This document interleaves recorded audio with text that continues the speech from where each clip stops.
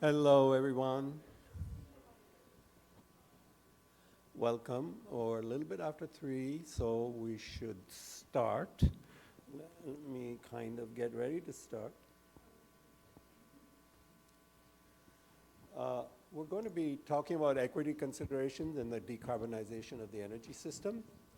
We have a very ambitious official federal decarbonization plan, especially for electricity. 0 emissions by 2035 and net zero by 2050, is it? For the whole energy system. And I did some detailed work on equity issues about a decade ago, and I was kind of, for Maryland, and I was kind of alarmed by how many people had conflicts between their utility bills and their rent and their medicines, and how many people became homeless because of these conflicts. Quite a lot, about 5% each year of people who get energy assistance. That's a national number. But for me, very alarming. And so I plunged into the topic. I've been very pleased to work with Elena, one of our panelists. And so I thought to organize, I suggested to the Forum on Physics and Society to organize this session. The group on energy technology applications is a co-sponsor of this session, and I'm very thankful for that. And we have 4 wonderful speakers. Our first speaker is Roderick Jackson from the National Renewable Energy Lab. He is the laboratory program manager for building technologies. Each speaker will have 30 minutes. We'll have 6 minutes for Q&A after each speaker. And we have 4 speakers in all, and we'll have plenty of time for Q&A afterwards. And I hope that you'll stay for that. Thank you, Robert. I think your slides are already loaded. Thanks.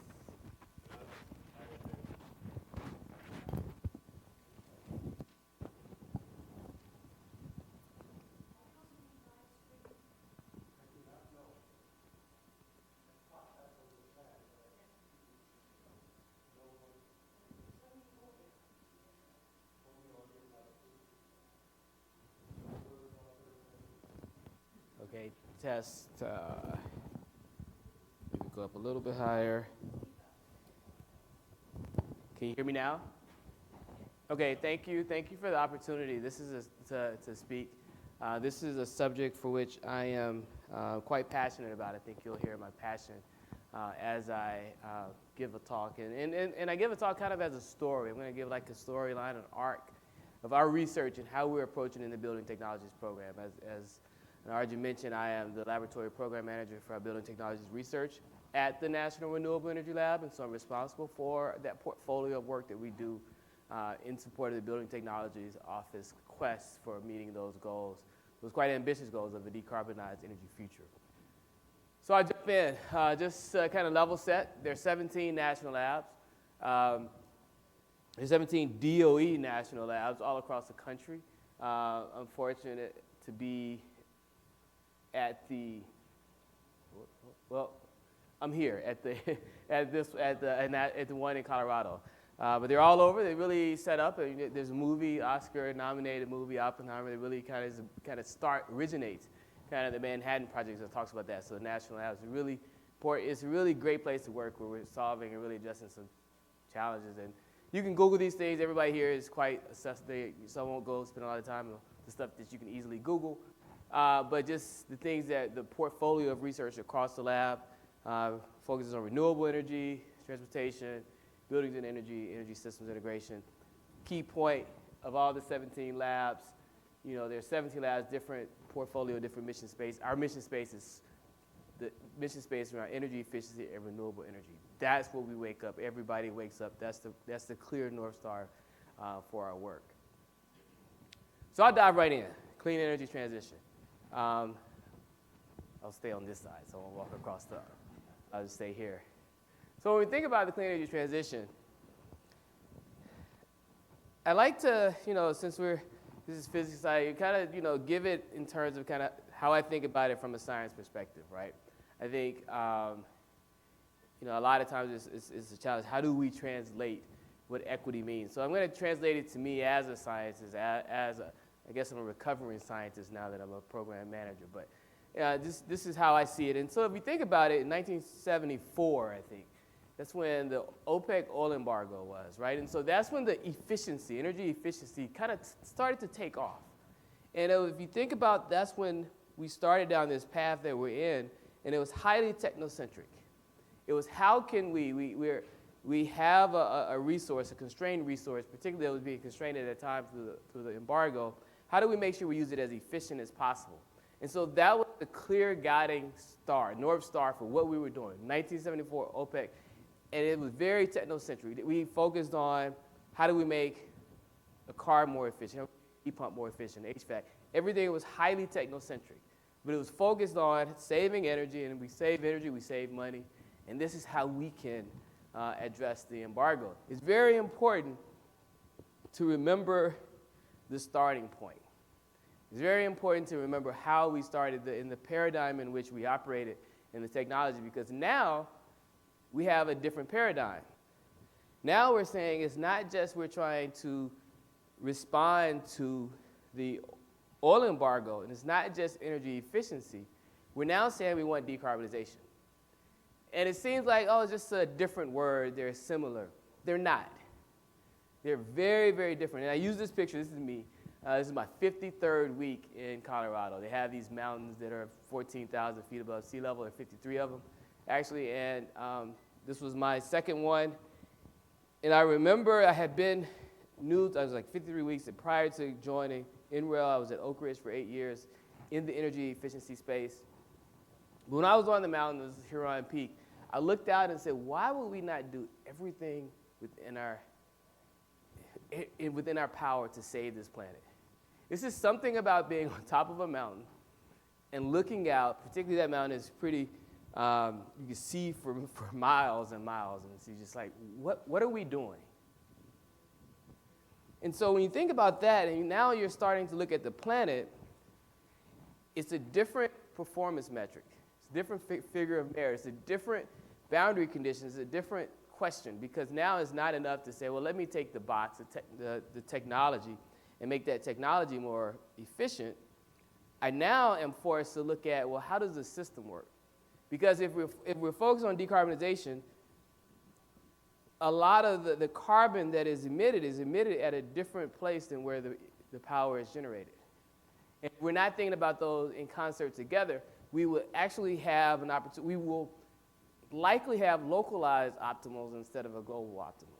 So it really changes the way we look at it. And now you say, okay, well, because carbon, we think about carbon, most of our carbon, the largest source of our carbon emissions, the utility sector, but 75% of every electron generated at the generation, at power generation, goes into buildings.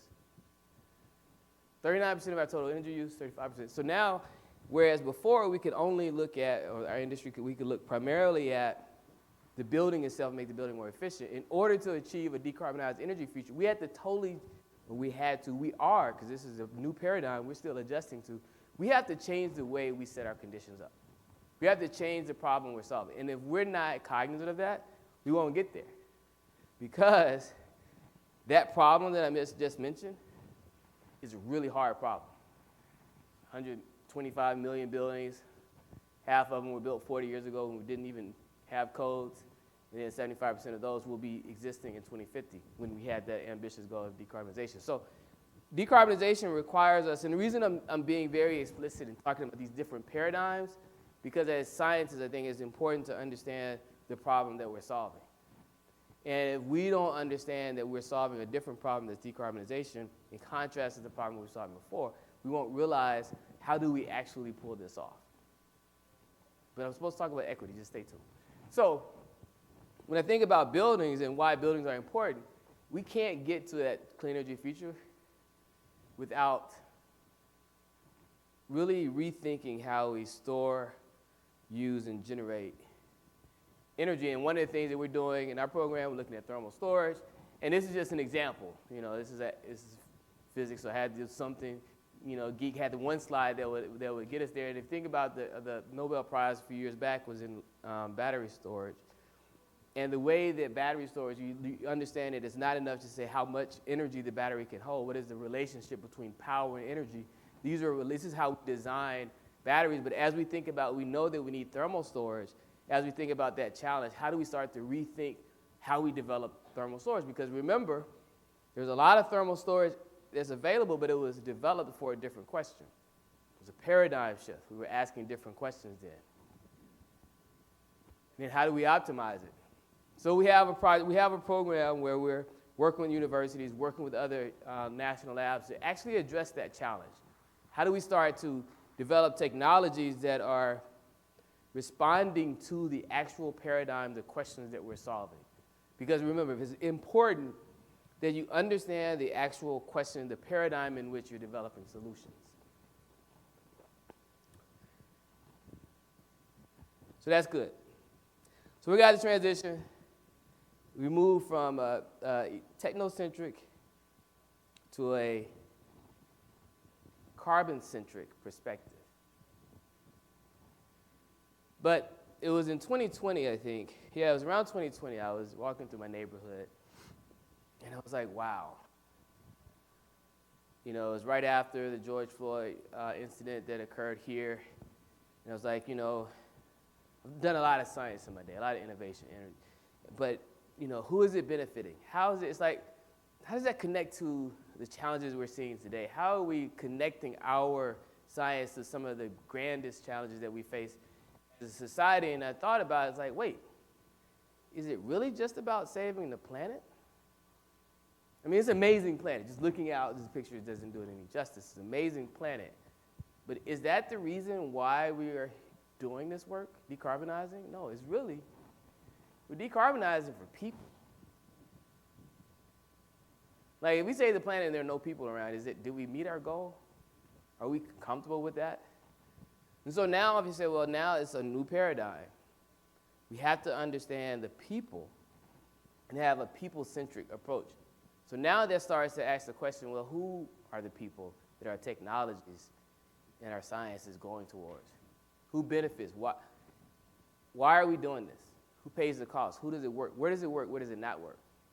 And the reason why I kind of went through those three different paradigms, because if you are developing technology and you're only thinking about technocentric, you're not really going to be able to achieve our goals. And if you're only looking at technologies for saving the planet, you still won't achieve our goal. But now the question is, do our technologies work everywhere? For everybody? Do we develop technologies that work for all cultures, all people, all places? Or do we implicitly only solve the problems that we define, that are for the questions and the conditions that we develop that really just mirror our own environments? If you don't connect people, then you can't see the distinctions between the boundary conditions and the assumptions. Because I was like, I don't need to see people. I'm a scientist. What does that mean to me? I mean, you know, I'm developing technologies. Well, the use cases are different. So how do we get there? And I'll go through and kind of explain that, what this means to us. And the way I look at it now is we say people-centric. Really, we can say equitable decarbonization. So we're decarbonizing, but it has to be equitable. Now it means that it has to be people-focused. But the question is, or the challenge is, now we have to center. I like to look at this because, you know, I'm sure we've all in this room have said, well, equity and justice, that's something that, you know, the advocates do, the policymakers do. And we do it in the deployment. We just take technologies and we deploy it everywhere. But I think we all have that sophistication enough to realize if we don't bake in equitable practices in the R&D, no matter how well you deploy it, it will still be inequitable. You know, and here's the thing, here's the thing that's so scary about this. If we don't bake it in here, a lot of the fundamental science that we as scientists and engineers that we bake in, the folks that are deployment, they won't even be aware. They won't be aware that we didn't ask the question if it works in this community. They won't be aware that we had additional boundary conditions that only worked in this community. They won't be aware, but then they'll deploy it there. And then who is at fault?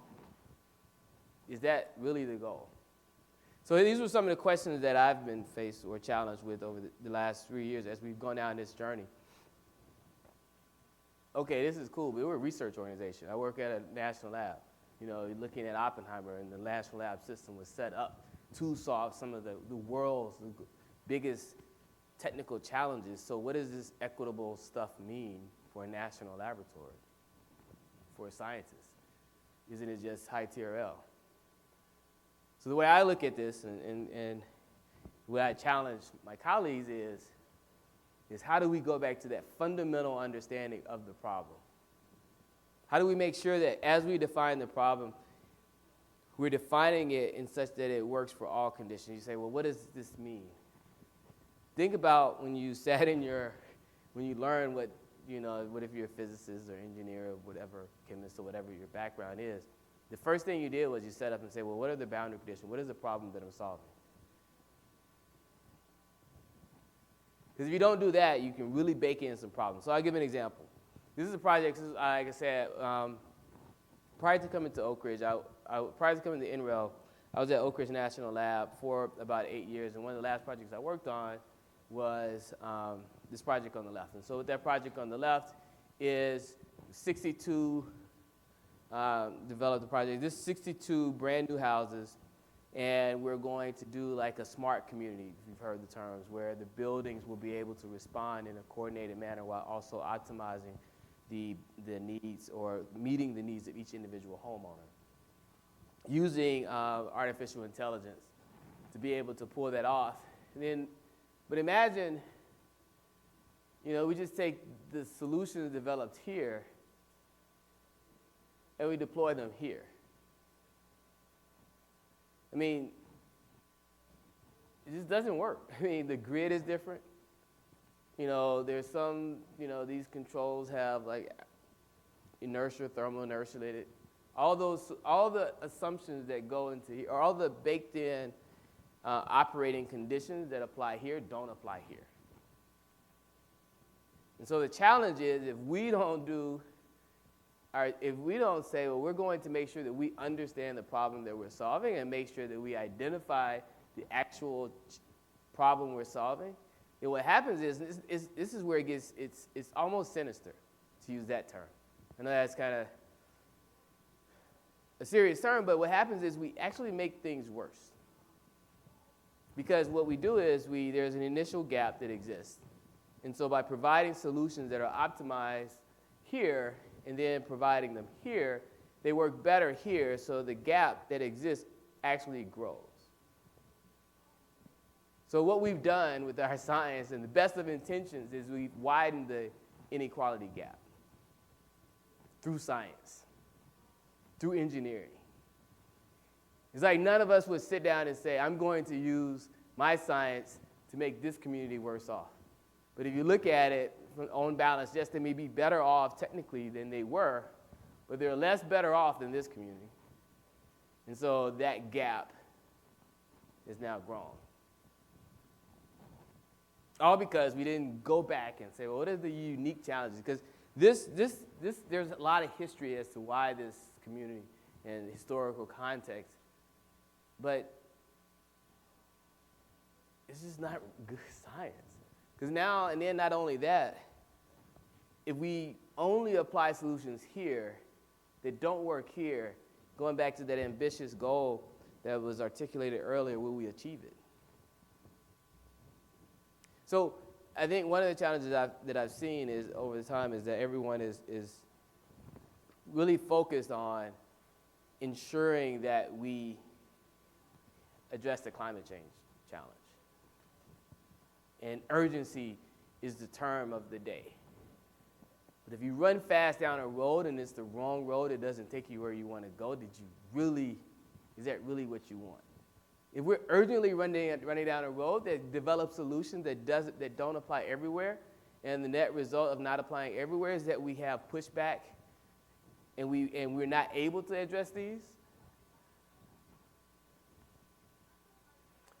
that makes me uncomfortable. And then on top of that, so AI, I think we typically think about AI, and this is a solution, this is a project that we have where, as I mentioned before, that was just one of many projects where we're using artificial intelligence to, start. If you think about if you think about kind of the clean energy transition, it's going to be highly digitized. Digital information and artificial intelligence will be a core aspect of how we power our buildings, how we power our grid, how do we enable this transition to a clean energy society. But we all know what AI is, right? AI basically it learns kind of from an existing model. And from that existing model, that learning, it then extrapolates that and replicates it at scale. So now let's take the thought exercise. Imagine some of the worst people in the world in 1960, 1963, 64, 68, who set in place infrastructure for the built environment that exists today. Imagine giving those people a supercomputer to take their philosophies and extrapolate it to the country. If we're as scientists not cognizant and being intentional, we give those people who set up the infrastructure that created the conditions for these disparities, we give them power and resources in which they never could imagine. All in the name of trying to achieve a decarbonized energy future. So that's why I went really intentional through those steps of making sure, what does it mean for moving from a technocentric that was responsive to the oil embargo to a decarbonized energy future, which was responsive to the need. We see climate change every day. I mean, it's what it's in the 70s. I know this is weather, and there's a difference between weather and climate, but we're seeing these patterns, these climate change patterns all over. But if we're doing it without thinking about every community and thinking about what are the differences, how do we make sure that we're not replicating the inequities that exist, we run the risk of actually making things worse. And the scary part is it's on the science community because we're the ones developing it. And all the folks who are deploying it, they don't know any better because they don't have PhDs in AI. They don't have PhDs in material science. They don't have the knowledge and intel that we're doing. They don't have it, so they can't be blamed. We're the ones who actually know how these resources were developed. So I like to close here.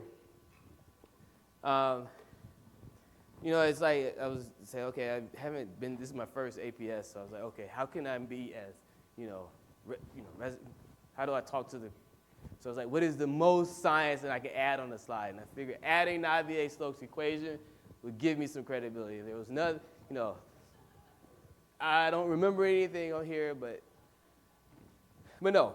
So I did my bachelor's, master's, PhD work at Georgia Tech, and but in undergrad there was this one professor.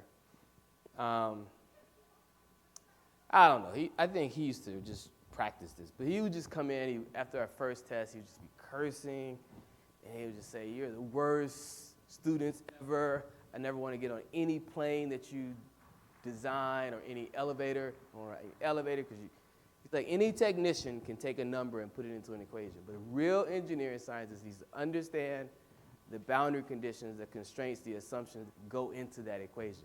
And so that was fluid, and in that class, that's where we were introduced to the Navier-Stokes equations. And as part of the Navier-Stokes equation, you go through and you say, well, it's Newtonian fluid, it's incompressible, or it's constant density. You go through and you have all of these considerations, and one by one, you kind of reduce the order. You simplify the Navier-Stokes to something that makes it easy to solve that we then try to take along with us. And then maybe never even ask questions about what were the assumptions that went into being able to kind of strike out different parts of those equations. He was upset, that professor was upset because people were unwilling to actually go back and start with the original equations and make sure the assumptions that they wanted to solve a problem without knowing if the assumptions were appropriate for the problem they were solving. It's like that is not what real engineering is. It's not what real science is. So now going back to the question of equity. Not really just equity, I think, for the sake of, I think If for the science community, a lot of times I say, well, for us, it's about scientific credibility.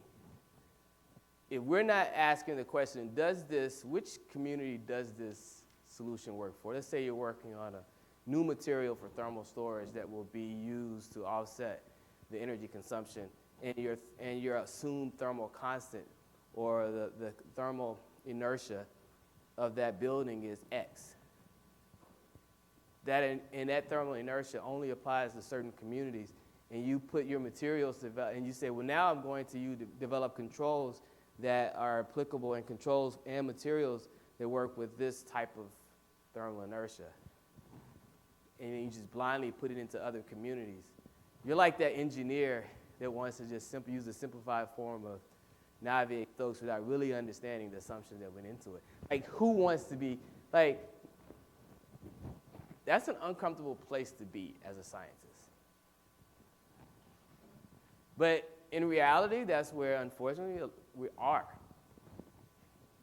We're using a lot of assumptions, and they are not. If you just drive through any city in America, you can see the differences, and the question is, how do those differences, how are they manifest into the figures of merit that we're bringing to the questions and the solutions we're solving? So I end with this. I think it's actually a little bit early, but that's cool. As a research community, it's our responsibility to provide, equitable, but I take it even a step back. It's our responsibility to provide credible. Because if you're making assumptions and you're not really checking your assumptions and the constraints and understanding for which that solution applies and where it doesn't apply, the question is it credible? And as researchers, we're supposed to develop solutions for the world, and I think this is our responsibility. So thank you. Do we take questions now, or? It's cool. Hi, thank you for bringing this up. Going off of the example you gave between Alabama and Southern California, I think, it seemed like you're comparing, and correct me if I'm wrong, but new construction in Alabama to a retrofit in an already existing community that's on a different interconnect, different energy profile in terms of generation and transmission. I could continue to list different things, but with that specific example, it seems like it's not a credible thing to actually illustrate a point. Well, I would say it wouldn't be credible if it wasn't being done. What do you mean? What do you mean by it? That example that I gave. In for Alabama, that example, or yeah. We have I won't throw specific programs under the bus, but I will say that project that we developed, what we did was we established the one in Alabama. We established a baseline of what a community can provide. And so now the question is, provide meaning demand flexibility. And so that demand flexibility is a function of the thermal constant, not only of the buildings, but so now what we're doing, now the question is, as we are, in order to decarbonize, we have to be able to rebuild our whole grid because we're having to electrify buildings. And so now the question is, we don't have the examples of the existing communities, so we have to use something to be able to make estimates. And so what do we use in the absence of the data? We use the communities that were first. And so actually we are using that example to be able to understand how much flexibility, because the term is flexibility, how much flexibility can we get in the community? So it would not be credible if it wasn't happening. But that's what we have to do in absence of the data, because that's what we're doing. So you can ask utility planners, right? If you go to utility planners, because at the distribution level, they're having to make these very decisions because it affects the size of the transformers, it affects the size of the whole grid build out from the distribution level to the transmission, and what other data do they have to use? No, I understand that. I understand that. I guess it just didn't seem. It seemed like you're comparing a new. I guess it really comes down for me. new construction compared to a retrofit. And you're taking the data from an existing community, applying it to a new construction community at a smaller scale, potentially in a different solar bracket in terms of its solar radiance on an average yearly basis. I also noticed that there weren't any solar panels, which might be, like, there might be some detail to the specific location as to why that's the case. But I mean, like, California was the first state in the country to put like a million homes to have solar on it, and subsidized that like crazy. And at least in that picture you showed, I couldn't see a single house that had solar on it, which does impact like the ability to retrofit or the need to retrofit, as opposed to just focusing on new construction and kind of like dealing with what's currently there. Even though, like you said in the beginning with the statistics, which I'm not going to argue with, like many of the current buildings are going to exist for too long of a period of time and are inefficient. Yeah, I mean, I could talk to all day about this because it's like really interesting for me. But no, I think it's great because one of the things that we find in California is that a lot of the solar panel construction is the cost of adding solar panels very. It was actually the cost actually could increase the older the building is, because the additional measures you have to do and so those buildings that I showed were older, so the cost of adding solar was higher because you have to do additional measures to the roofing. And on top of that, they show that as the building infrastructure is older, the hosting capacity at the grid level is lower, so you have to do more upgrades to the grid. So what happens is the cost of adding solar to communities like that increases. I mean, you can just turn off coal, like you can just turn it off though. You don't have to keep existing carbon power source generation on if you don't need nearly as much. And the concept of like base load doesn't really matter as much the further along in a transition. Let's talk afterwards. Yeah. These are interesting questions, but these are the questions that we have to ask. And we're starting to see, like I say, in California, California now, what they've done is they've actually they just had where they're changing the rate structure such that you have to have storage in order to be able to, because of some of the challenges that they've seen. And so now the question is, if you don't have storage, and now on top of that, where do you need more storage? You need more storage where your building has where your building infrastructure has lower thermal stability or thermal inertia. And so now there's a lot here. And my point is, and the question is, are we asking how well do the solutions, do the applications apply for all communities when we develop this? Because often we make policies and we make programs based upon the first adopters and the data that we have available that doesn't represent all communities.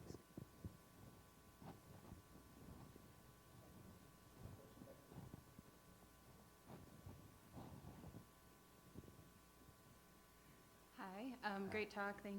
Thank you for that. Sorry, I missed the beginning. But I actually live in Minneapolis, in North Minneapolis, which is the under-resourced part of Minneapolis. And I'm just wondering if you have any ideas of how we could bring more scientists into areas like where I live and get them to see some of the actual issues, right? Because if you don't live there, you don't know necessarily all the things. So is there programs, is there any ideas on how to get the people who are designing the solutions to see the problems? So we're doing some of that at NREL. We're trying, and I think there is I use two Greek philosophers as a reference.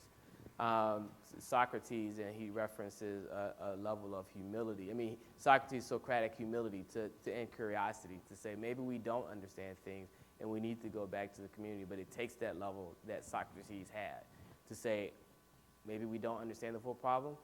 The challenge is the language of like how scientists understand things and some of the realities and the communities and engagement kind of breaks down. Second Greek philosopher that I would add that we're trying to encourage people with regards to is Aristotle. Aristotle talked about wisdom, and he talked about there was a theoretical wisdom, but he talked about a higher order wisdom was phronesis. Phronesis is a practical wisdom. That means you are practically there, you experienced it. And so that's where I think challenging some of the scientists to say, okay, we know that you can have a theory of how things are in certain communities, but until you go into the community and experience that phronesis, you won't be able to truly have the understanding of the problem you're solving. Going back to good science is understanding the problem you're solving. So that's an approach that we're taking, but it's going to take time.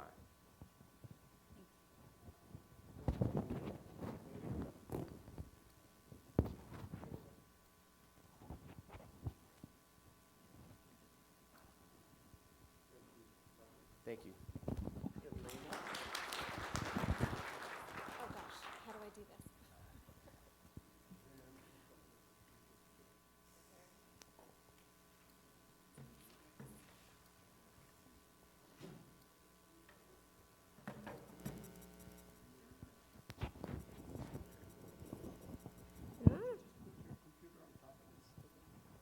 What? Oh gosh, can we put it under here? Any chance? Maybe? Can you all hear me, or do I have to press something on here? Speaker is Elena Krieger. She is Director of Research at PSC Healthy Energy, a science policy research institute based out of Oakland, California, and a great colleague. She does wonderful science and research in technology and equity. Thank you, Elena. Hi everyone, can you hear me okay? Great, we got this hooked up all right. So I'm going to be talking today about, following on what Roderick said, really focusing in on buildings and on gas, specifically on buildings, on how we can incorporate climate and equity considerations into addressing climate, energy, and phasing out gas in the residential sector. So I work for an organization called PSC Healthy Energy. We're an energy science and policy research institute based out of Oakland. We are made up of engineers, scientists, public health experts. We do research on health and environmental impacts of energy resources, on clean energy transitions, and we try to get science and data into energy policy, meaning we work with community organizations, policymakers, to try to create effective data-driven energy and climate policies. So today, I probably put too many things into this presentation, but we're going to be talking first about, a landscape of residential natural gas use across the US, just to level set so we're all on the same page, as well as some of the primary strategies being used to phase out natural gas. Second, looking at non-energy benefits and impacts of phasing out gas. So these are things like climate, public health, affordability, resilience, safety, and equity is a theme that sort of cross-cuts across all of these. And then finally, thinking about managed clean energy transitions. A lot of our fossil fuel sector today, the impacts disproportionately fall on certain communities, low-income communities, communities of color. And as we move forward in the clean energy transition, if we do a technocentric approach, if we do even a climate-only approach, there's possibilities that will exacerbate some of those challenges. But if we do it well, we may actually be able to mitigate those and mitigate those up front. And so I'll be talking about some of those strategies. So a quick overview of residential gas use. Not gas use, residential gas use. This is how gas is being used across the US right now. About 40% is in the power sector, 26% industrial. Only about 14% is in the residential sector, another 10% commercial, so that's about 24% across buildings. But that's just direct. That again is burning gas in homes, primarily for things like heating and water heating. Indirect though, you also have power that is supplying energy to these buildings. That also results in gases that is being used upstream and ultimately by buildings.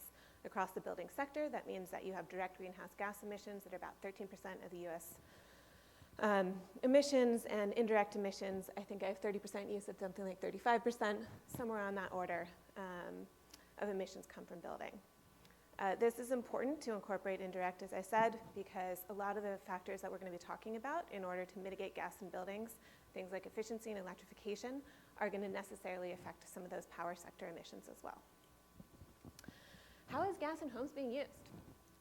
70% for space heating, 26% for water heating, a few percent for things like clothes dryers, cooking, and heating pools, and even hot tubs. But this varies a lot across the United States. We see more gas use in places, of course, that need more heating, but also simply where there are more distribution lines. So you can look up in Maine, for example. This is gas per household that actually uses it, but even in general, Maine doesn't have a lot because everyone's burning fuel oil in order to heat their homes.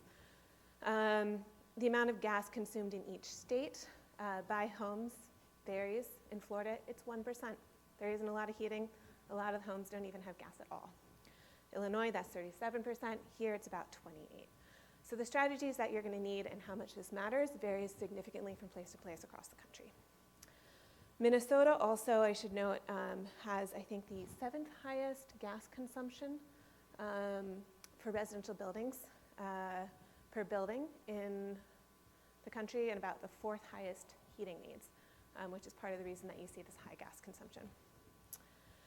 And then again, just so we sort of are all on the same page, what are some of the primary strategies to actually phase gas out? The first one, use less.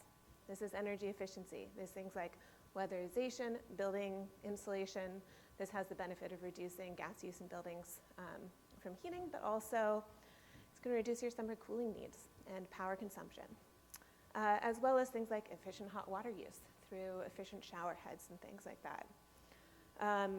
There are ways to use direct solar heating, past design, south-facing windows, so that you do not need as much heating in the first place, as well as solar thermal water heating for things like pools. That small fraction that we saw up on the top of consumption is actually pretty efficient.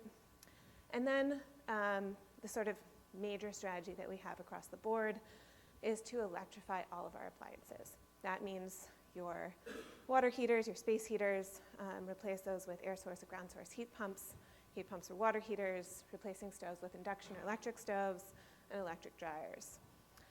At the neighborhood scale, there's options too. Things about district heating. We can think about geothermal heat pump systems. We might be able to do district level thermal storage, for example. And some of those, I think, should also come into play. I wanted to highlight 2 strategies that are also being proposed across the US that I consider problematic in terms of addressing some of the climate and energy concerns that we have. The first is so-called renewable natural gas. This is gas that is being produced from dairies, that is being produced from landfills, that frankly many of the gas companies are proposing to mix into the pipelines to replace gas. There are a whole host of problems associated with this. One is that it continues to emit nitrogen oxides when burned. You still have health-damaging air pollutants. One is that it seems like most studies suggest there's pretty limited feedstocks and ability to actually scale. There are lots of concerns for biofuels about ensuring that you have life cycle greenhouse gas benefits, and that really is going to depend on the source. There's pollution impacts of many of these biogas sources. Large commercial dairies, for example, some of the ones that have the largest sources of the methane are the ones that have the worst environmental management practices to begin with, and so you end up sort of propping up an industry that is also polluting water and otherwise has sort of widespread environmental health impacts. And you have a risk of perpetuating methane leakage, and I'll get to this later on. Hydrogen blending. This is also something that is coming up increasingly in the last couple of years. Typically, it's on the order of suggesting about 20% of hydrogen by volume gets mixed into gas pipelines. What's worth noting is that's 20% by volume. That's 6 to 7% from an energy basis, because hydrogen isn't as dense. So even the best possible world, I can't do that much. This also emits nitrogen oxides when burns, has indirect climate impacts, particularly in the near term. It extends the lifetime of methane in the atmosphere if it leaks. If it's produced from gas, even with carbon capture and storage, you still have upstream methane leakage associated with that gas. It embrittles pipelines. There's safety issues that we have not fully sussed out. There may be challenges scaling production infrastructure. It's unclear if buildings would be the best place for any hydrogen we do produce. Maybe industry or other hard to decarbonize industries should come first. And then also, I'm going to give a shout out to Argonne here for a paper he just published a couple months ago. But there's a lot of conversion losses when you're taking even renewable energy and converting it into hydrogen. And so for certain applications, if you can use renewable energy directly, that is better. Argonne found that you get 5 times more renewable energy to heat a home with green hydrogen than to use a heat pump. So we have to think about that as we're scaling. So that's sort of setting, the lay of the land. And to get into the meat of this, I want to talk about, again, what are some of the climate benefits, or what are some of the non-energy benefits and impacts of phasing out gas. Again, these are things like climate, public health, affordability, resilience, safety, and equity is cross-cutting throughout everything. The first climate consideration, methane leaks throughout the entire gas system. So as we all know, if you burn gas, you're going to get carbon dioxide emissions. It contributes to greenhouse gas concentrations in the atmosphere and global warming. But methane also leaks during production, processing, transmission, and use. The global warming potential of methane on a 20-year timescale is something on the order of 81 to 83. That drops to, I don't know, 25 to 30 or so over 100 years, but it's significantly more potent than carbon dioxide. A review a couple years ago estimated that approximately 2.9% of gas delivered to end users leaks across the system, and this is before it even gets into your home. That increases the radiative forcing of using gas above combustion alone by 92%. That is nearly doubling the warming impact when you take into account that upstream methane. And it leaks in your home too. So this is one of my colleagues, Eric LaBelle, recently did a couple of studies, found that 0.8 to 1.3% of gas used in stoves leaks from those stoves. Water heaters about 0.4%, but some of them up to 0.8% or so, depending on the type of technology used. I unfortunately would like to report that one of those leaky stoves was mine. What you don't want usually is in a story about pollution to have your stove end up on the front page, not the front page, but somewhere in the New York Times. I replaced it the next day actually with an induction stove, but it turned out I had one of the leakier stoves. One of the more interesting things that came out of this, though, was that the leakage wasn't even proportional to how much gas was used. The majority of leakage occurred when the stove was off. Simply having those appliances in your house leaks methane. And so as even thinking about efficiency measures, and I'll get to this on the next stage, efficiency measures alone aren't going to be able to reduce your emissions if you continue to have that infrastructure out across the board. So how do some of those proposed solutions we talked about affect climate and methane in particular? Efficiency can reduce your direct CO2 emissions. Will have some impact on methane leakage, but you're still going to have some. It's not going to be proportional. Electrification replaces gas. That's great. This will continue to be a benefit as the grid continues to green. Also, a lot of electrification measures tend to improve efficiency, but this can be somewhat undermined by power sector emissions. So if you're electrifying your home and your power sector is still primarily coal, it probably won't completely eliminate the benefits of something like a heat pump. They're super efficient, but it is going to undermine some of those benefits. Hydrogen, as we said, shows minimal reduction in gas use when you're doing blending, and there's hydrogen leakage that extends atmospheric lifetime of methane, and something like blue hydrogen, which is produced by gas with carbon capture and storage, is going to still have all of those upstream methane leakage that we talked about. And same thing with RNG. There's no reason to think that our renewable natural gas, so-called, is actually not going to leak in the same way throughout the entire system. The next factor I want to talk about was indoor and outdoor air quality. Burning gas is associated with air pollution. So the first component here is literally burning gas produces carbon monoxide, formaldehyde, nitrogen oxides in your home. This causes respiratory health impacts. Formaldehyde's a carcinogen. And then as we saw earlier, in terms of this, here we go, leakage that's happening even when your stove is off. That means that you are, here we go. You're leaking gas into your home even when you're not actually using it. So again, I want to talk about a couple of studies that my colleagues are running right now. They've been doing these across the US and are currently getting back from Europe, measuring gas being delivered to your stove in Amsterdam and Milan. And what they've found is there's some other sort of nasty constituents in there. So gas being delivered to your home is only probably about 95% methane. The other 5%, some of it's things like carbon dioxide, but it turns out it also has things like benzene, toluene, and other carcinogens and hazardous air pollutants. This varies from place to place and depending on the source, but it means that that leakage that is happening that is continuing to have methane into your house is probably leaking carcinogens there too. Again, we're just starting to enter into the science on this and characterizing what this looks like across the country, but it increases that risk. And then you have outdoor air quality impacts from burning gas in your home. And so as those nitrogen oxides permeate the house and go outside, you're going to have reaction in the atmosphere. It forms ozone, it can form particulate matter, and those have cardiovascular and respiratory health impacts and can even lead to premature death. Now, thinking about this from an equity standpoint, who's most at risk? Children, the elderly, pregnant people like me all tend to be more vulnerable to the health impacts of air pollution. Same thing with people with underlying health conditions like asthma, as well as, and this is important from an equity standpoint, people are facing compounding pollution burdens from multiple sources. Those can be outdoor air pollution sources nearby, things like traffic, and even indoor, things like mold. Other folks who have, I'd say, increased vulnerability and lack of resilience to health impacts, low-income households, households without access to health care, and information and ways to respond to air pollution, as well as people in old houses with bad ventilation, no fume hoods, and small kitchens, frankly, where your air pollutant concentrations can go up really quickly. This is a picture of Eric measuring gas coming into one of the stoves. So what do you do about it? Efficiency, again, can reduce some of those combustion emissions, but that's not going to entirely eliminate the leakage that we're talking about. And there are some risks with efficiency that if you seal up your home to make it more efficient and don't provide proper ventilation, that it actually can make air quality indoors worse. Electrification replaces indoor combustion risks entirely. That's great.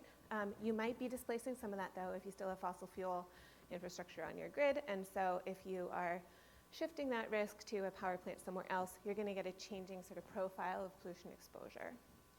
Hydrogen and RNG, both of these still produce nitrogen oxides. Hydrogen might actually increase it unless there's proper mitigation measures in place. And then both, particularly if you're creating blue hydrogen, have production-related health-damaging air pollutant emissions associated with those. We're mostly talking about energy measures, but I will say that one of the ways to deal with this is proper ventilation of fume hoods, right? So we have to think about sort of holistic strategies, not just energy-only strategies, when we're trying to address some of these issues. And then who is actually affected? You know, we did a study a few years ago looking at indoor air pollutant emissions, and we found that they were highest in low-income households and in communities of color. This was from gas, but this also, again, is why we have to think about this from multiple angles. Some of this is from propane, some of this came from stoves, from wood stoves and wood use. And this, again, gets into why we need a sort of holistic approach to mitigation measures. A similar study that we did in Colorado a few years ago, we looked at how decarbonization measures would affect indoor air pollutant emissions across a range of different scenarios. They do effectively, based on the scenarios we're looking at, reduced indoor emissions from natural gas. They did not from biomass because it wasn't considered a climate issue. And so, again, we can think about some of these energy transition issues in a way that are going to address some of the secondary impacts, but we need a sort of holistic approach that takes into account other fuels and other impacts as well. The next sort of non-energy benefit I wanted to talk about was energy affordability and energy insecurity. The data on this is sort of not great, but approximately from a survey in 2020, about 1 in 10 households faced a disconnection in 2020, a disconnection notice or an actual disconnection. 27% of households report energy insecurity. There's some of what Arjun was talking about at the beginning, trade-offs between paying medical bills, paying for their food, or being able to pay their energy bills, as well as things like facing disconnections. High bills matter, paying a lot matters, volatile bills matter. Having a really expensive heating bill or cooling bill can be particularly challenging. Another form of this is thinking about high energy cost burdens. Energy cost burdens are typically considered high if they're over about 6% of your income being spent on energy between electricity and gas or propane. Something on the order of a quarter of US households have high energy burdens, although I'm going to put a plug in for our research that we're doing with Arjun, which is we're trying to get better numbers on this, and hopefully we'll have better numbers in a couple months. And then who is at risk? And I'll show you some studies that will show this. Renters, low-income households, people who have lack of access to capital for upgrades, communities of color. There's a little chart here down on the right that I noticed from the EIA, which I thought was interesting too, which shows that energy insecure households tend to pay more per square foot than other households for energy. That could be a mix of the utilities that they're in, and that could be a mix of having lack of access to energy efficiency as well. So we have been trying to characterize energy cost burdens across the country on a pretty granular scale, looking at income brackets within different census tracts, as well as housing type and other demographic indicators. And again, this is in collaboration with Argonne. This is a study we did, released, oh, it says 2022. We did this last year. That's incorrect. And this is a plot of energy, what? Maryland, oh, this was 2022, yeah, okay. So these are energy cost burdens faced by households in different income brackets compared to the federal poverty level. In Colorado, you'll say that at the lowest income levels, people are sometimes paying upwards of 15% of their income on energy. This is wildly unaffordable. And in terms of who this affects, we found, I'm going to rush through this a little quickly, but we found that it was, highest, as we said, for low-income households, in spite of the fact that they tend to use less energy than wealthier households. We found higher impacts for populations of color, for lower education levels, and for renters. Also for mobile homes, rural areas, particularly places where people are using propane, which is even more expensive. And another thing that we found was that you have higher energy use intensity, which is considered a proxy for a lack of access to efficiency. So again, that means you're using more energy per square foot in your house. Probably means you don't have great efficiency measures. Tends to be basically less efficiency in lower income households. Is probably one measure that's contributing to this in addition to income. Similar study, this actually is last year for Maryland. You can see a slightly different distribution of income and energy cost burdens, in this case even higher for most households under about 200% of the federal poverty limit. So the question then is, what do we do? And the way we framed it is we're thinking, all right, all these households are going to have to decarbonize, go through efficiency and electrification upgrades to meet climate goals in the next 20 to 30 years. How can we simultaneously do that and reduce energy cost burdens below 6%? Through systemic investments in clean energy measures. So weatherization, electrification, and renewable energy for what's left. What this looks like is we stack together a bunch of interventions. Again, weatherization, trying to make your house more efficient, electrification of heating, as well as community solar and demand response. So holistic approach, not just addressing gas, but everything across the board.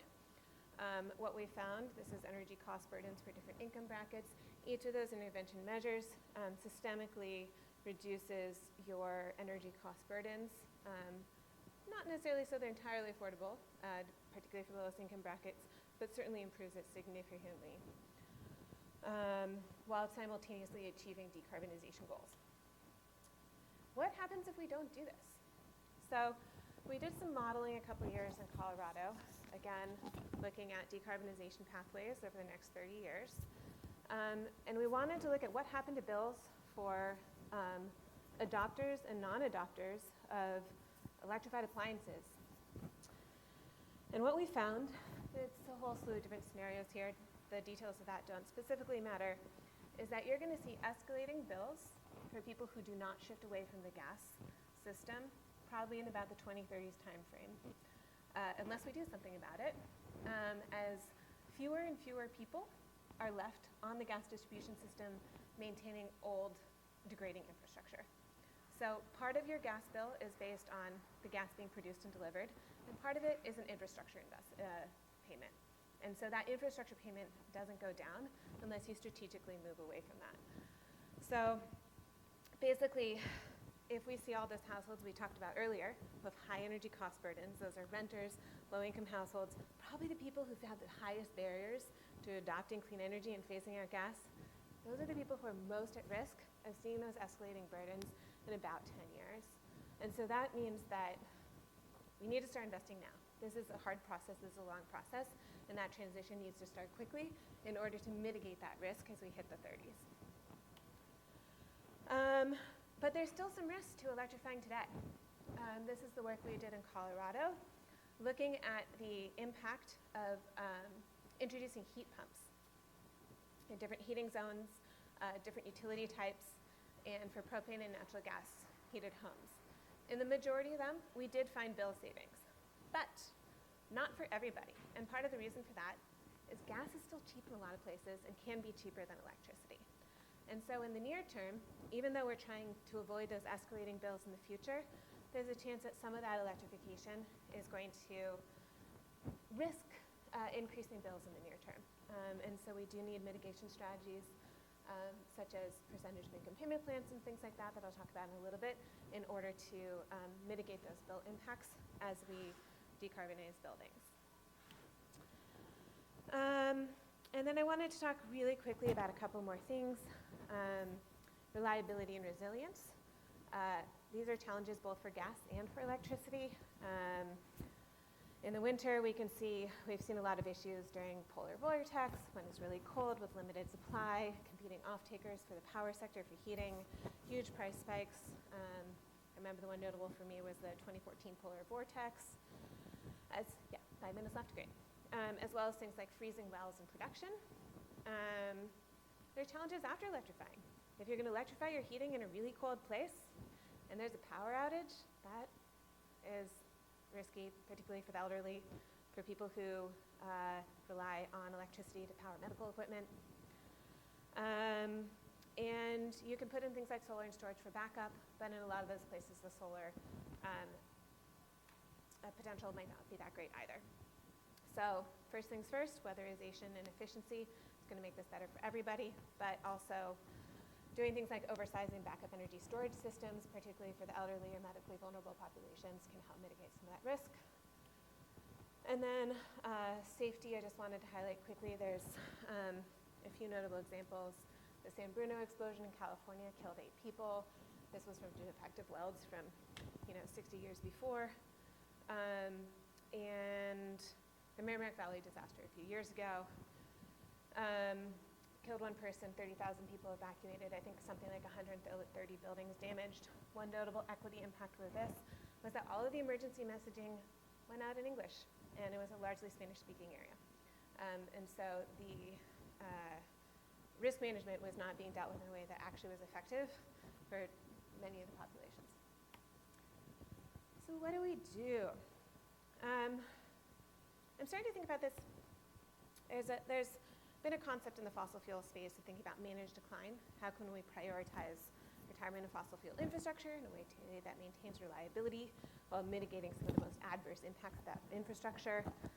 And I've been starting to think about it as can we also think about managed adoption? How can we prioritize clean energy infrastructure growth and deployment where it's going to have some of the greatest cumulative co-benefits while supporting that managed decline? And together, it can create a managed clean energy transition that not only achieves our energy and climate goals, but also some of these additional affordability, resilience, and other benefits. Specific strategies, we touched on a few of these. We can think about first at the household level, developing targeted policies for priority individuals and households. First, for those who face barriers to adoption, targeting health vulnerable populations, like the elderly, those with underlying conditions. In Contra Costa County in California, near where I live, they're actually starting to couple their at-home asthma visits with electrification upgrades. So really trying to pull those together. Same thing, targeting households with poor built environment, where you have leaky appliances, mold problems, other indoor air quality issues. Places that are facing upgrades to avoid sunk cost in building out more gas, you're going to have to retire early. And of course, households struggling to pay their bills already. At a neighborhood level, one of the ways to avoid those escalating bills is to actually think about gas distribution infrastructure pruning. Can we retire entire sections of the gas infrastructure at a time? That may involve having district solutions for things like heating. Maybe you have geothermal heat pumps for an entire block. You also need to think about grid investments. There are studies that have shown that grid distribution infrastructure doesn't really have great hosting capacity in disadvantaged communities and communities of color. You will need to have grid investments in order to enable some of that electrification. You might want to couple these with resilience strategies in places with extreme climate, frequent outages, As I said earlier, targeted investments in places that address cumulative burdens, places where people are facing environmental pollution from multiple exposures. Safety, target where we have aging gas pipeline infrastructure and leakage risk, as well as places considering gas pipeline investments in order to avoid stranded assets in the future. And then finally, there's a nod to Emily Grubert, has been talking a lot about the mid-transition. It's going to be hard in the middle. And we might need some bridge measures in order to mitigate some of the risk for some of those most vulnerable populations. So that's things like bill protection measures, cap energy bills at a percentage of income. These are percentage of income payment plans, ongoing safety for maintenance, for pipelines as they get old, mitigating upstream methane leakage, energy security, again, adding batteries where the grid is most vulnerable, and complementary policies to make sure that you are phasing out grid sector pollutant emissions alongside your in-home gas emissions at the same time. Last quick note is everyone should have part of the decision-making process. How all of these different things get prioritized is going to vary from place to place, and you really need to tailor your decarbonization policies and strategies to the people who live in a place, and they can help weigh what should be valued the most and how to do that. And I think I'm at time. Great. I spoke faster.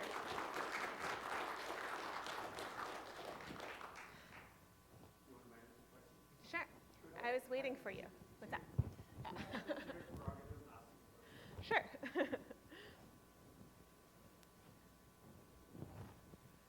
Elena, when I saw your slide showing indoor gas leaks, and you know, when you put hydrogen in the pipelines, as you said, you have only 6% hydrogen for 20% volume, so you have to increase the pressure. Correct. Now, when you increase the pressure, I think we should have an assessment of how much methane leaks indoor are going to increase, because now you have increased gas pressure. So the California Public Utilities Commission has done this to some degree.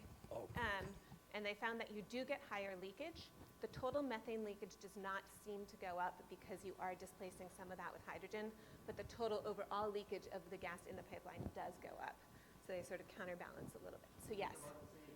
I can't remember if it's exactly about the same, but I think it goes down a tiny bit, but the methane leakage does not, again, not proportional because of that increased pressure.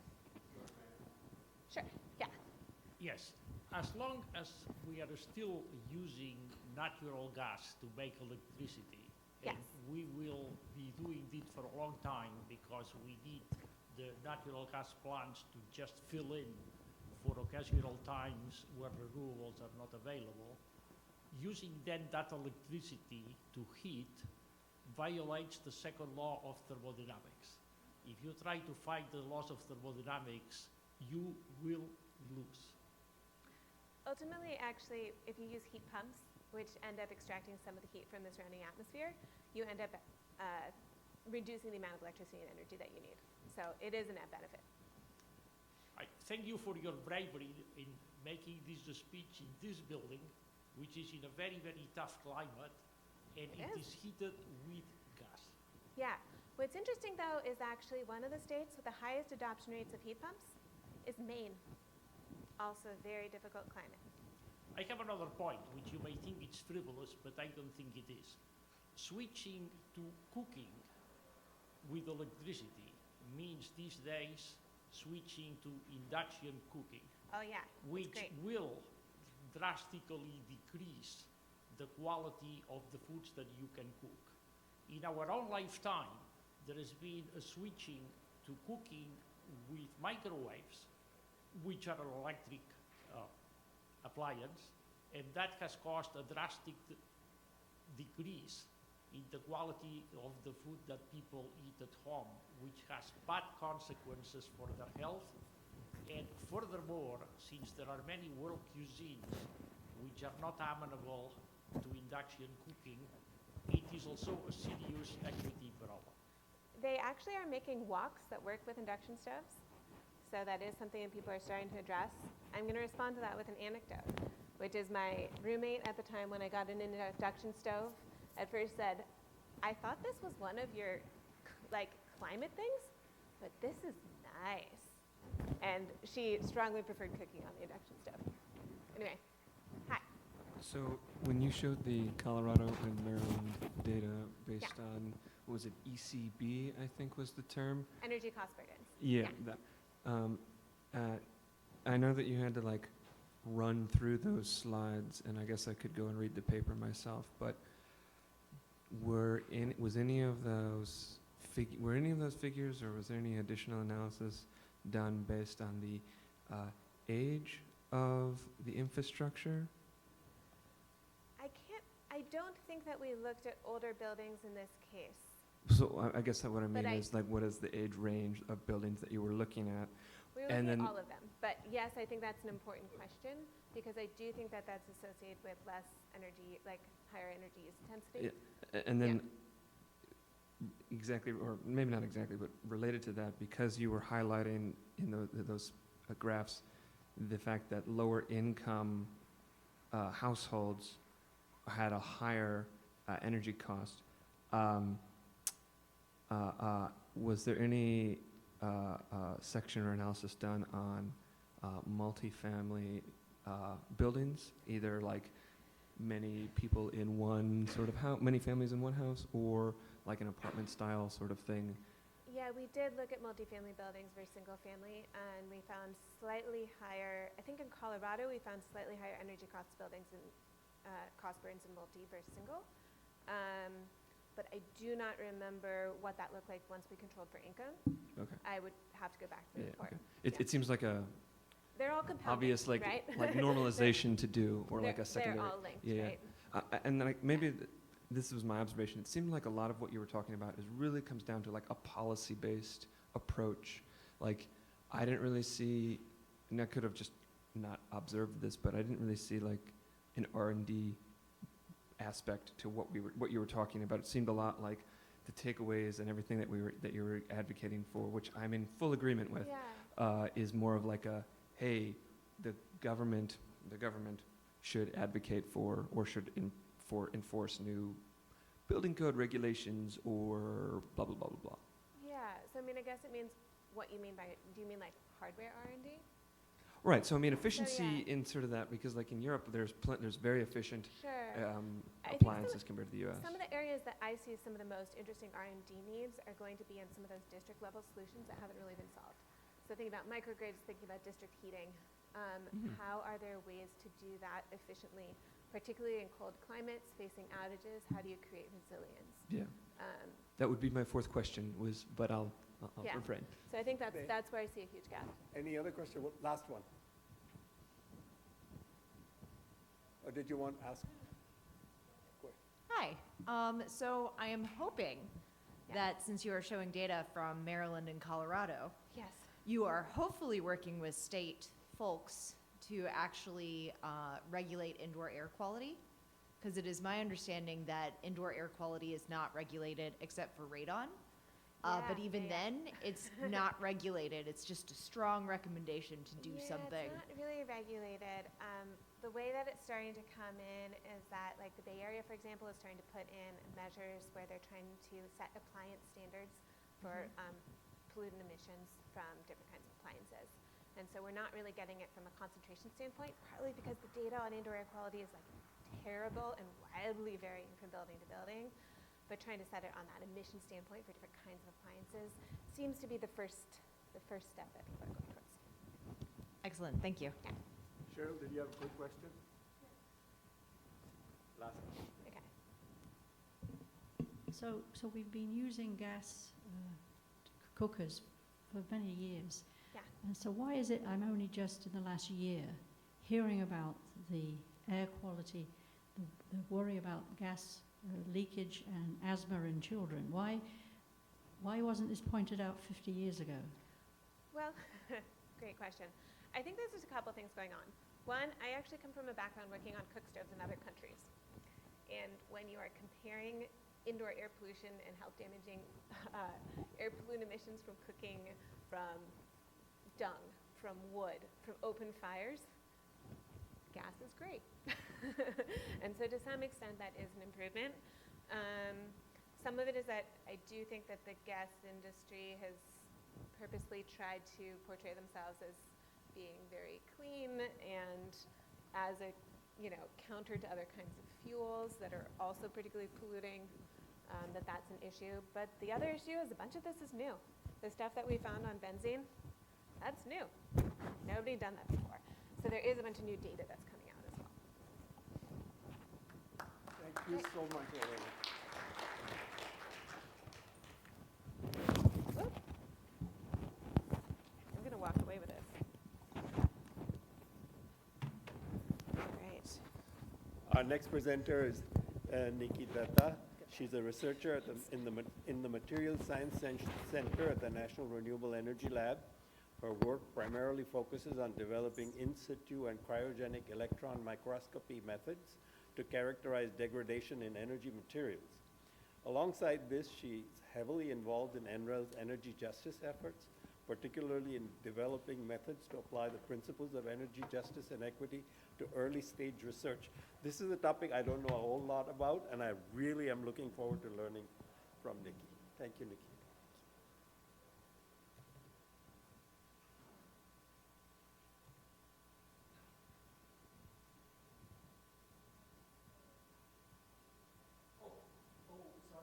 I think I just need to plug this here, maybe? No. You want? It's back on this computer. Oh, we're good. And did you see where that clicker went? Oh, I got it. Okay, great. Yes. Okay, thanks everyone. So I am also from the National Renewable Energy Lab, but I'm going to be talking about our efforts to incorporate justice in some of our early stage technical research. And so I won't go into too much detail in my intro because I think the previous two talks have teed up well why we're interested in justice and equity in the energy transition.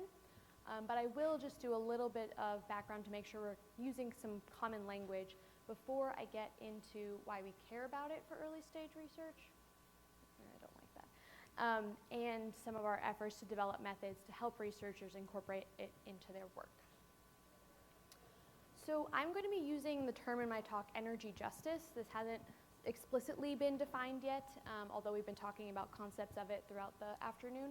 And so at NREL, a lot of the times we use this definition that comes from the Initiative for Energy Justice, which says that energy justice aims to achieve equity in social and economic participation in the energy system, while also remediating burdens, whether those are economic or health burdens, from those historically harmed by the energy system.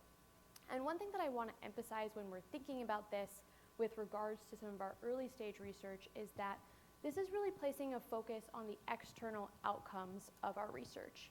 A lot of times I hear people kind of conflate these concepts with initiatives we might have internally at our institutions to promote diversity, equity, and inclusion within our institutional culture. And that's also important and works in tandem with this. But here, when we're talking about energy justice, we're really thinking about the outcomes of our work externally. So if we succeed in our research and that gets used in a technology that gets deployed, those kinds of outcomes. I won't go into too much detail on this example about household energy burdens because Elena just showed way more detail on that than I need to. But just to say that our current energy system is having disproportionate impacts on different communities. And one of the ways that this manifests is that non-white households have disproportionately higher energy burdens than white households. Or we can see disproportionate health impacts from our current energy system if we look at things like populations that live close to highly polluting peaker plants. And so the goal with energy justice is that if we want to achieve an energy system in the future that is both decarbonized and just, that we need to pay attention to not perpetuating these differential impacts as we transition to new technologies. And we also need to make sure that we're not introducing new negative impacts or exacerbating social inequities. And I'll also just briefly mention that energy justice overlaps with concepts of climate justice and environmental justice that I think are more familiar to people because they've been around for longer. Here, kind of the difference that I like to think about is that we're really putting a focus on our energy system and thereby also, oops, I pressed stop. Let me see, okay, back. And therefore also on the development and deployment of energy technologies. And so I think it's a useful framework for those of us who work in scientific research, because a lot of times the stated applications of our work is to be deployed in an energy technology.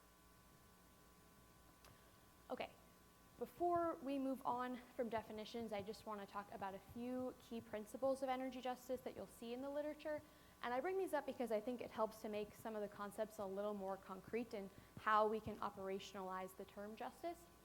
And so 3 really common ones that come up are distributional or distributive justice, which talks about ensuring equitable distributions of benefits and burdens across communities or populations. And so a lot of the impacts that we've talked about already today kind of fall in this category in thinking about who has exposure to different kinds of health burdens, for instance. Another concept that comes up often is procedural justice. So this is ensuring equitable engagement, fairness, and transparency in processes and decision making. So for instance, incorporating communities in making decisions around energy infrastructure siting in their home. And then finally, recognition justice talks about respecting the rights, needs, values, and customs of populations. And so here we have an opportunity to, for instance, uplift underrepresented voices in these discussions, and to also pay attention to historical injustices that kind of create the context in which we work today. And so, again, I don't want to get too bogged down in these definitions, but I wanted to bring these up just to get everyone on the same page. But in general, I think these concepts are asking us to consider as scientists, how did we get here? Who has been included and who has not been included in our work? What's the context of our work, and what impacts do we expect it to have in the future? And then also, what trade-offs are we making between these different kinds of impacts, whether intentionally or not? Okay, so why is this relevant to early stage research? And for instance, why is it even relevant to talk about at an APS conference? So we think that it's really important to think about these at early stages of research, because we have a lot more opportunities to start addressing these impacts if we recognize them early on in technology development. So this figure is from a paper that my colleague Bettina Arkhurst recently published, where they looked at opportunities to incorporate equity and justice into energy technology research, development, and deployment. And they pointed out that we have a lot of opportunities at early stages to kind of incorporate these concepts from the outset. For instance, if we embed justice into our technical priorities. However, on the flip side, if we only start to identify these issues later on, for instance, when a technology is already being deployed, then not only do we have fewer opportunities to address these issues, but also they tend to be more expensive, more time-consuming, and more difficult to implement at that point, because we are kind of already dealing with these inadequately designed technologies.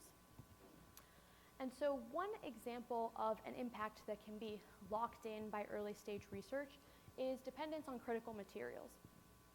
So here I'm using the example of cobalt and lithium-ion batteries. Obviously, there are a lot of other examples of critical materials that we depend on for various technologies. But this is one where we're increasingly aware of the energy justice considerations, for instance, related to the resource depletion and unethical mining practices.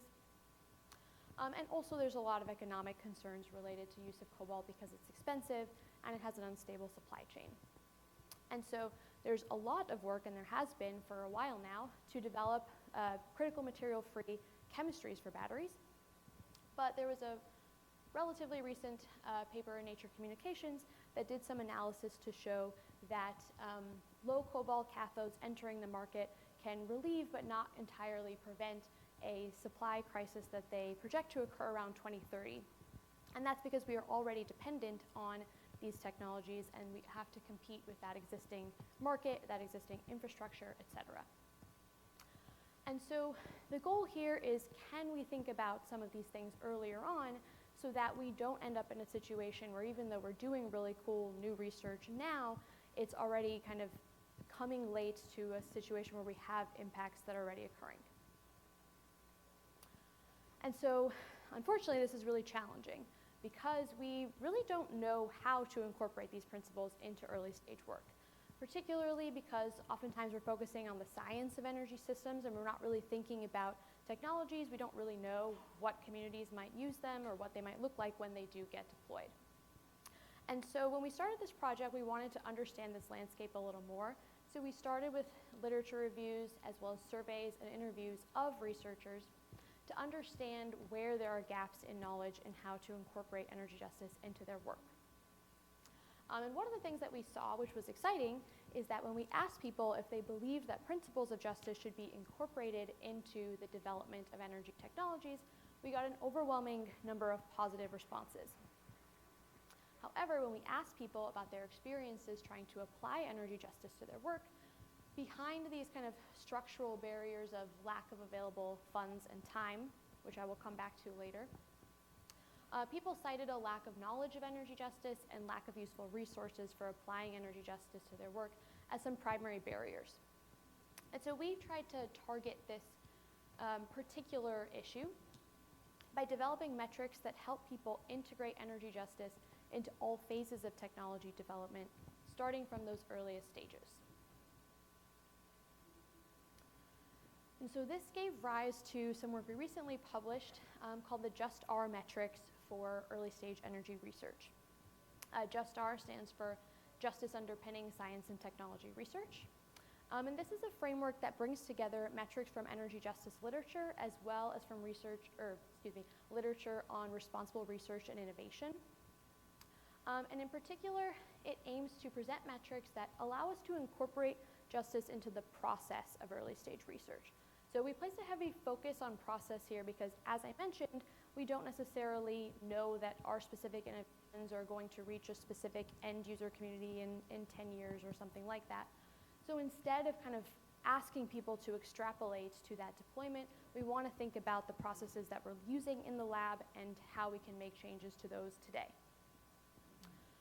The other goal is that meeting these metrics will prepare emerging technologies to meet later stage metrics as they get more developed. So later on, again, when an end user community is known and you can apply specific metrics related to potential impacts to jobs or air quality in that community, then you can apply those at that time. But at these earlier stages, we can think about these more general concepts. And then finally, these are meant to be applied by individual researchers or project teams on an immediate timescale. So we get questions a lot about, is this meant to be used by funding agencies or things like that? And of course, there might be relevant there, but our focus is really on individual researchers working in their projects. So in addition to bringing together metrics from literature, we found that there was a big gap in metrics that were applicable to early stage research. And so to address those gaps, we proposed 20 new metrics as part of this framework, which cover these kinds of three broad topics of asking people to consider, and I will talk about these in more detail in a second, the whole research life cycle, asking us to broaden the knowledge that guides our research questions and designs, and then asking us to expand our solution parameter space, again, from these early stages. And so I'll go into a little more detail as to what I mean by each of these things. And so first, when we're talking about considering the whole research life cycle, here we have metrics that are asking us basically to think about impacts to hazards or costs beyond what happens in the lab. So we're very familiar with thinking about the hazard level of our lab processes. We're generally required to do so. But here we also want to expand to think about things like hazard levels of extracting or synthesizing material inputs, managing waste, and also costs associated with these things.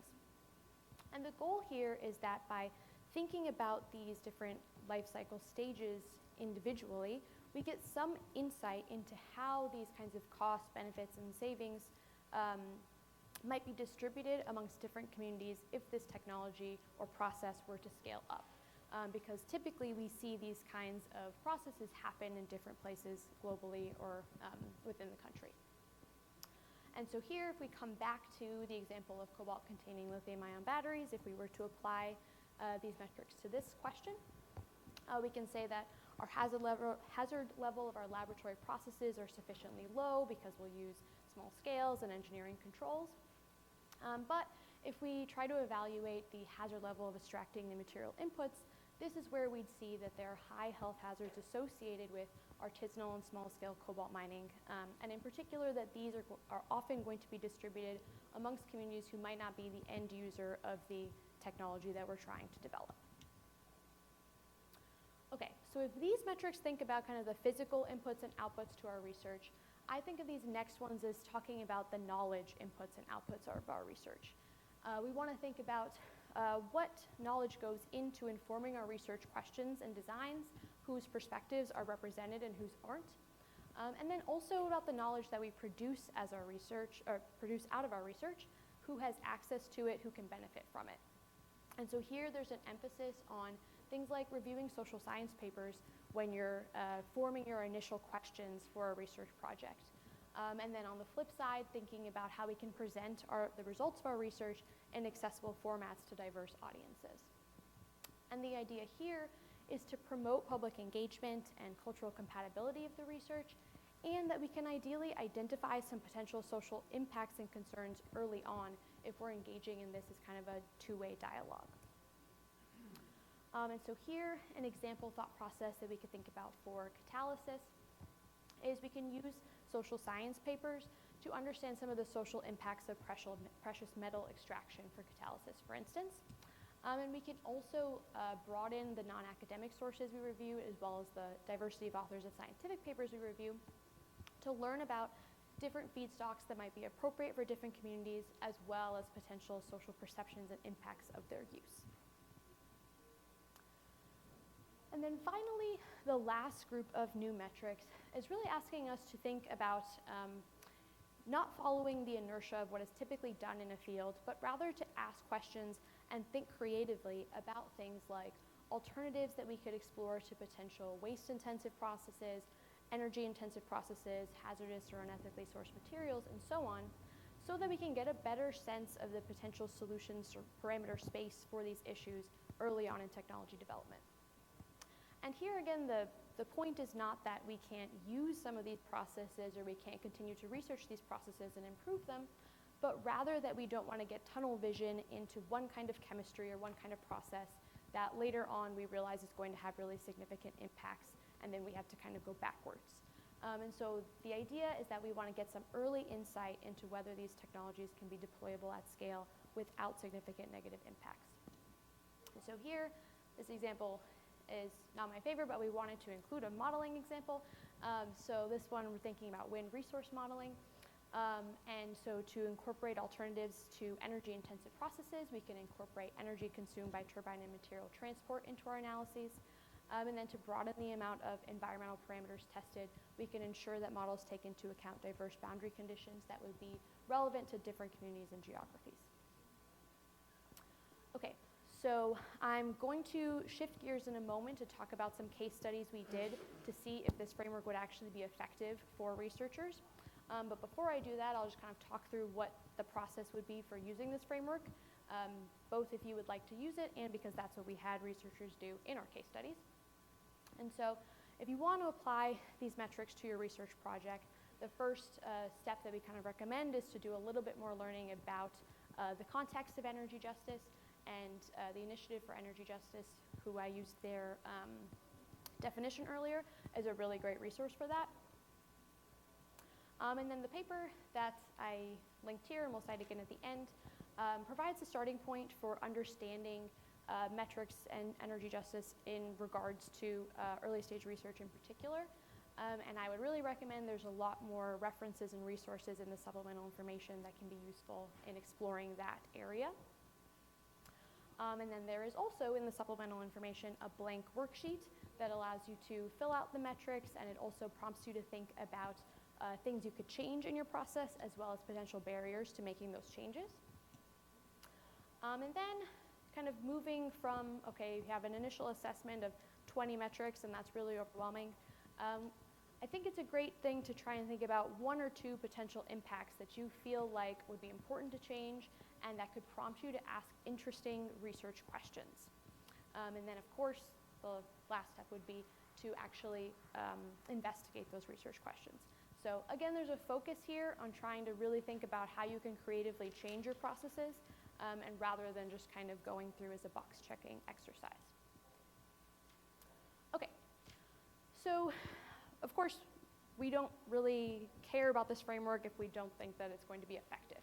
And so it was really important to us to try and workshop this with early stage researchers working in different kinds of fields within energy sciences to see if this actually was effective at influencing their thought processes, at influencing their research approach, and so on.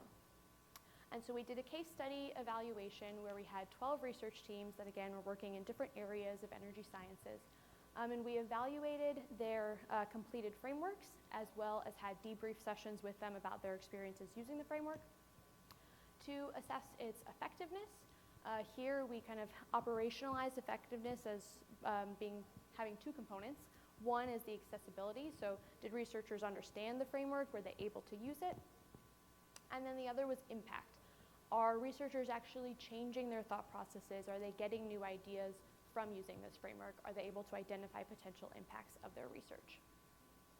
And then finally, we also assessed it for appeal. We wanted to see if researchers saw value in using this and if they would use it again, because even if it is effective, if no one wants to use it, obviously that's not going to be helpful. And so I'm going to walk through the results of this case study kind of briefly, just because I don't want to get too in the weeds, but this was recently published as well. But looking at people's completed worksheets, so where they had assessed all the, oh my gosh, I did it again, there we go. Where they had assessed all the metrics for their projects and talked about different ideas to address issues as well as barriers.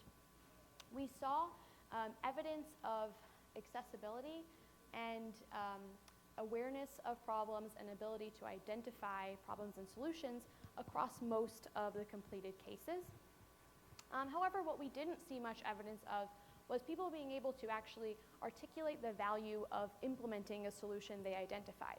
So for instance, we'd have researchers who identified that this process that I use in the lab is particularly waste intensive.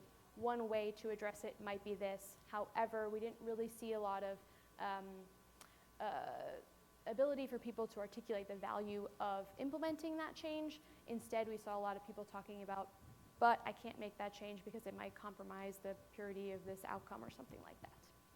And this is something that came up again throughout our qualitative assessments of people's completed worksheets and also the debrief sessions that we had with researchers. And so here we saw a few different themes come across in people's feedback. The first of these was new perspectives. So people talked a lot about this, using the framework, broadening their perspective on their work. And people had positive emotions associated with that.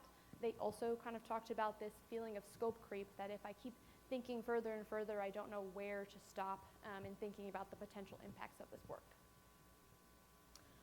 There was a huge theme around the need for better institutional support. This gets back to some of the survey results we had at the beginning. But people really talked about needing more time, more funding, and also incentives to actually engage with these metrics in a meaningful way. We had people talk about their understanding or lack of understanding of justice concepts. One thing that was interesting that came up a lot was people expressing uncertainty over whose responsibility it is to address these things. We had cases where we had junior researchers who felt like, well, I'm kind of junior in this project, this isn't in my control. And likewise, we had cases with senior researchers who were like, well, I'm kind of guiding this, but I'm not the one in the lab, and this isn't in my control. So that was an interesting thing that came up. And then finally, we got a lot of comments on how we can improve the method. In particular, we had people talk about how they kind of wanted a little bit more specialized tools. So right now, we made this very general to be applied across energy sciences, but we had people talk about it would be nice if this was specifically for PV or specifically for wind or something like that. And so that's something that we're thinking about for future work that I'll talk about a little bit. But overall, the kind of two main takeaways that I want to highlight from the case studies are that, one, we did see people express really positive emotions at thinking about their research in a new way, talked about thinking outside my usual box and having broader perspectives, and that was really exciting. But the main kinds of limitations that we really saw people highlight, again, come back to those issues we saw at the beginning in the surveys, which are these structural barriers. So people talked about the further we cast our net, the more people we would need to involve. Even the most energy justice oriented people would have a hard time with this unless they know it's part of the incentive structure that they're supposed to be reporting to. And I don't think this would come as a surprise to an audience of researchers, because we all know that there are a million kinds of structures we need to report to, and that this isn't really one of the ways that our research is valued, at least right now. And again, if this comes back to seeing people talk about this lack of available funds and lack of available time as being the primary barriers to implementing these concepts in their work. And so I wanted to emphasize this because it does talk about support we need from our institutions, but I think it also points to the need for scientific community support, because at the end of the day, we are part of defining the incentives that we all report to, since we all serve as peer reviewers or review proposals and things like that, that part of this does come from the broader community and doesn't need to come from institutional leadership. Okay, I will just very briefly tease some things that we're working on in the future to keep an eye on. And so one thing that's going to be launched in hopefully the next month is an offline tool that basically takes the original metrics we developed and incorporates some of the feedback that we got from these case studies and simplifies the framework a bit. And then the tool is an interactive spreadsheet where you're able to select certain metrics that are of interest for your project. You're able to assess them and keep track of your assessments over time. And then it comes with this great PDF guide that walks through some background to energy justice, as well as kind of individually talks about why these different metrics might be relevant to justice impacts. And then in the longer term, we are planning to develop an online tool that would allow you to do your assessments collaboratively with team members, and also would allow us to integrate other resources in here, and particularly some examples of other things people have done in their work that might be useful to your work, etc. So this is something to look out for in the future, 2025 and beyond. But with that, I will just leave you with these great pictures of my great colleagues. So this was a very interdisciplinary effort. I'm from the Material Science Center, as mentioned at the beginning, but this work was done by folks from across the lab, and in particular, Bettina Arkhurst, Elizabeth Gill, and Clara Hotelling were really instrumental in it. So the Just R framework provides metrics to assess energy justice considerations in early stage research. Case studies showed its ability to broaden researchers' perspectives and also highlighted the limitations that we still face due to structural barriers.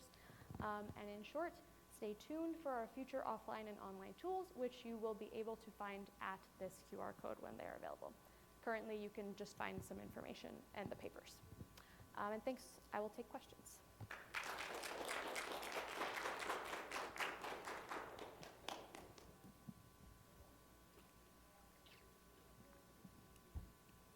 Thank you for your talk. So I'm kind of wondering, because you developed this tool specifically for energy research, and you're kind of living in the language of program evaluation with metrics, and there's other places where adoptions of ethical guidelines would be useful, and like in particular what popped in my head was like medical research. And so I was wondering sort of a few things, right? When you started developing this tool, did you find another space where a similar framework was able to help researchers? And then what was sort of the impact and the adoption within that field? And did it grow? Is it scalable? Yeah, it's a great question. So yes, there are other frameworks and methods available for kind of promoting responsible and ethical practices in research in general. So for instance, one that we leveraged a lot in this development is called Responsible Research and Innovation. That's a framework that's used in the EU to kind of assess social impacts of research in general. I think benefits of frameworks like that are that they are broadly applicable. It really isn't focused on a specific kind of field, but then at the same time, it leaves it a little more open to a case-by-case basis in terms of which metrics are most useful in which case. And so here we kind of focus on energy because it lets us narrow the scope of the impacts that we care about to really the ones that we know are important in energy justice. But I think responsible research and innovation is a great one to look at for another example of a framework that's been effective. It's not quite as metrics and focused and quantitative as this is, but it has been used to assess a lot of research, fundamental research in the EU. Yes, I'm just rereading. It's the National Renewable Energy Laboratory that you work for. I was hoping you were going to be able to tell me that one of your 12 case studies dealt with nuclear power generation, because we are seeing a lot of people saying, oh, well, we've got to get rid of the coal plants. And look, here's a small nuclear reactor that would work instead. But I think if you applied your process to nuclear reactors, you'd find that they don't come out with a good score. Am I right?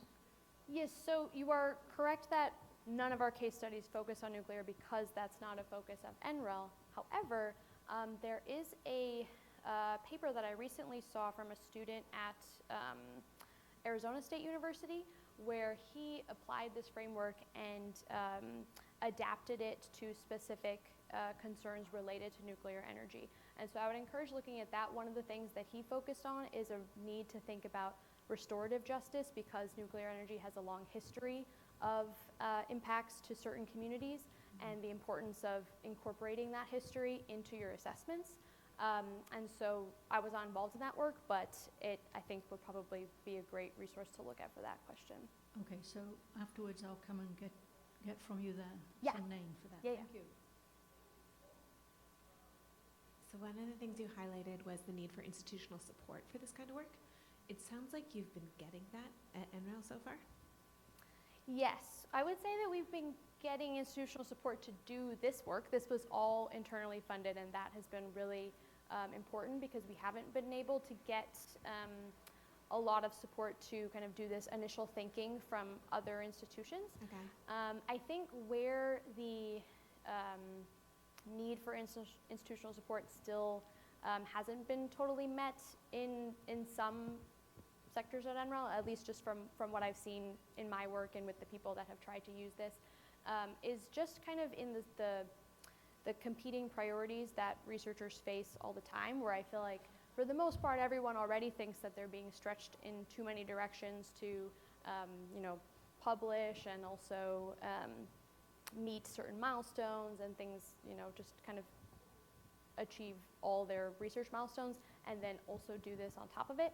I think that is one area that people struggle, and the other area is in having resources to develop the necessary expertise to do this work. So a lot of times I hear people talking about, I have a PhD in chemistry, I don't have any experience with this, and building that knowledge base and that expertise to actually engage with this in a meaningful way, that tends to be a place where people feel like they need more support. I guess what I think would be interesting is if you took whatever support you received that enabled you to do this and had that as a set of institutional recommendations for other places. That Yeah. might be helpful. That would, yeah.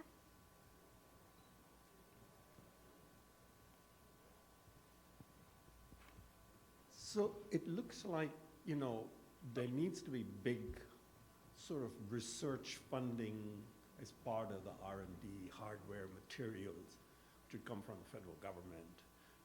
More funding for you, more funding for, the other national labs, Oak Ridge, whatever. Do you have recommendations for a role that, like, American Physical Society could play in doing that? Just as a small example, my colleague with whom I wrote the hydrogen report, he was struggling with this question last year in writing a proposal for materials for new catalysts for hydrogen production. And they were wondering how to build in this particular aspect into their federal research proposals. So what should we do to kind of promote the, build it in to the institutional processes, like at universities and, in their process of getting funding? Do we need training workshops? Can APS do something? Should we bring more federal people to talk about it? Something? Yeah. Give us some recommendations. There are a couple of things. I mean, I think hosting forums like this for people to engage in these discussions at an APS meeting is a great start. I think that training workshops, like you mentioned, is an opportunity to address kind of some of the barriers that I was just talking about, where people feel like they have been trained in physics, but they haven't been trained in thinking about broader social impacts of their work. And so facilitating physicists to learn from social scientists who know about impacts and qualitative methods related to their technologies or their research is one opportunity. And then I also think, as I kind of mentioned earlier, we're all part of determining what kind of science is valued when we review articles and things like that. And so, making sure that we recognize people's efforts in these areas and think about what goes into how we determine if a paper should be cited or a paper should be recommended for publication and things like that. I think that's an area where we all can have impact in elevating research that is trying to really use responsible practices.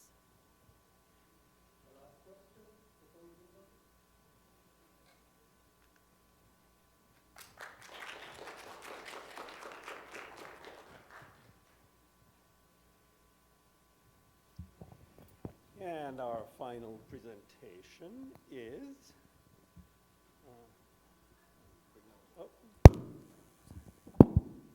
sorry, my computer went to sleep.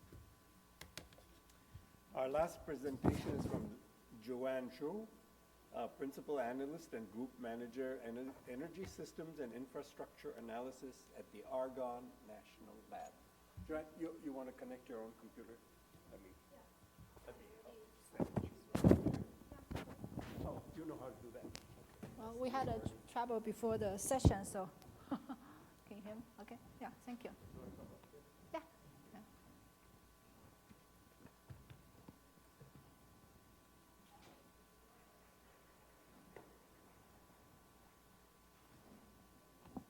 Okay. Yeah. Thank you, everyone. And I'm surprised that still there's so many people in the last session on Thursday. So I'm Joann with Argonne National Lab. So if you still remember the map, our National Renewable Laboratory colleague showed that Argonne is one of the 17 labs funded by Department of Energy. We are in Chicago, suburb area. We're about the same size, so we have about 4,000 employees. Again, we are in the Chicago area, but we also multidisciplinary laboratory that cover from basic science, math, physics, all the way to AI and analysis. So I'm with the energy system and infrastructure analysis. I'm an analyst, so I also lead a group of analysts that has a background in engineering and basic science, that we always try to find a way that to quantify the distributional impact of our R&D research, development, and demonstration and deployment. So I really like how you separate them into three, and our work is really focused on quantify the distribution and equity impact of transportation decarbonization, because my team really focuses on the transportation sector. Argonne is one of the area is nuclear, but I'm not talking about nuclear here. Again, I'm from the analysis division, and also my research focuses on transportation electrification. So I think some of you already know that early last year that 4 federal agencies put out this U.S. national blueprint for transportation decarbonization. In this report, they called out the importance of addressing equity is the key to ensure a better outcome for everyone in the U.S. So the report actually highlighted several important metrics and strategies to ensure the better outcome. I'm only listing 2 here because that's related to what I'm going to focus on today. So the energy burden and also the air pollutions. So one of the work we did is to help Department of Energy, especially the Equitable Technology Office, to quantify the household transportation energy burden. So when we talk about the transportation energy burden, the household level is the annual income they spend on fuel their vehicles and how much percentage counted as their income. So just give you a perspective on annual basis, the percentage of income a household spend on the fuel is roughly equal to the percentage of income they spend on gas and electricity together. So on the national average, that cost burden for transportation fuel is about 3.3%, which means 3.3% of your annual income are spent on the vehicle fuel, mostly gasoline at this point.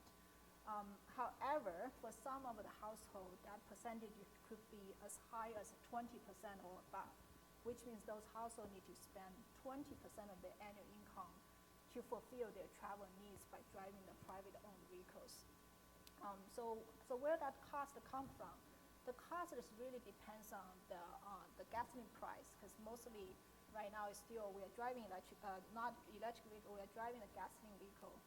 So and also depends on the vehicle efficiency, which is the miles per gallon, as we all normally know. When you buy a vehicle, you're normally asking, okay, how efficient this vehicle is. But also depends on the miles per house per year that you have to travel. So in this study, we use the machine learning to project the household annual miles based on their socioeconomic factors, which including, for example, a number of children you have, number of kids in the household, number of senior people in the household, whether you're in the urban area or not, the income, and also number of vehicles the household would own. So we have a set of factors that we use to project the household income, the household annual miles. So with all that together, that we can estimate and quantify at a zip code level per household what would be the annual miles they have to driven, and then times the gasoline price they have to pay at their regional level, and also the efficiency of the representative vehicle in that zip code. We know how much a household would need to pay at the annual level, and then divided by their income. So that's the transportation energy cost burden. And we found out actually when the household has a similar socioeconomic factors, the annual travel demand is more or less the same. The deciding factor of transportation energy burden at household level actually is the vehicle efficiency, which means that the lower income or rural households, they tend to own an older or less efficient vehicle, and that's the deciding factor. They have a higher energy burden compared to other households. So if you look at this one, which I know it's a little bit overwhelming, but each dot represents one zip code in the United States, and when you divide it by the income, that you can see the lower income sometimes is 20% of their annual income spent on the fuel, and that is mostly because they own a less efficient vehicle. So related to what I just said, so pointing out one example city, so this is Washington, D.C. If you know Washington, D.C., the mall is about in that center area, and the north part tend to have higher income, and the southern part, especially at the corner, that's the census tract that has a lower income, underserved communities. So you can see the vehicle age in those low-income communities are much higher than the vehicle owned by the higher-income communities. And those older vehicles are less efficient, which means they burn more gasoline per mile. And that's the deciding factor. Those communities has to pay more. And also, that's also count a higher percentage of the income, so they're facing higher energy burden. So this framework we developed at a zip code level for different household income, different household socioeconomic factors, really informed our Department of Energy to see you promote efficient vehicle, especially to the lower income or underserved community, will have a larger impact on reducing the transportation energy burden. And when we say a more efficient vehicle, it doesn't necessarily need to be electric vehicle, and people would argue that's more expensive. It could be newer vehicle, like the cash crown program we had before, that to promote the adopting the newer vehicle or electric vehicle that could improve the efficiency and reduce the energy burden. So when we look at a technology involvement, even just the gasoline vehicle, when we look at it from 2016 to 2018, that's 3 years along, the efficiency improvement in our gasoline vehicle technology saved the American household over $8 billion. And however, the question is the distribution impact, the distribution benefit of that $8 billion is disproportionately distributed across the community, and higher income household, they tend to own a newer vehicle, more efficient vehicle, and they tend to get that benefit more than the lower income and underserved community. So that triggered our analysis need to look at, okay, what's the next? So the next is to see where we can identify the community that could benefit from the more energy efficient technology. So when you look at one of every sensor track, you divide them by the number of the number of vehicles they own and number of workers each household would have, and their income level. You can divide the sensor track household into 200, even 300 groups. So we have a same analysis, and we did our own analysis. Is to normally people would assume certain percentage of that household can adopt energy efficient vehicles based on the income and their factor. Again, we are the analysis team, so we are not focusing on the deployment, say how you make those households to adopt energy efficient vehicle. This is a scenario to show when you promote the energy efficient vehicle in what type of a household, and look at their income and how that energy efficient technology, especially the vehicle technology, would reduce the energy burden, and also bring the emission impact, the emission benefits as well. So at a national level, again, we have the tool published. If you go to the link, you can see our tool that can show the zip code results. So the fuel switching to an electric vehicle from the conventional vehicle at each zip code, if you just replace a very representative vehicle at a zip code level to an electric vehicle, the net fuel saving has a wide variance across the zip code in the United States. However, the annual fuel saving could be over $2,000. So just the fuel saving alone could save a household over $2,000. And besides of the fuel saving benefits, there's emission benefits as well.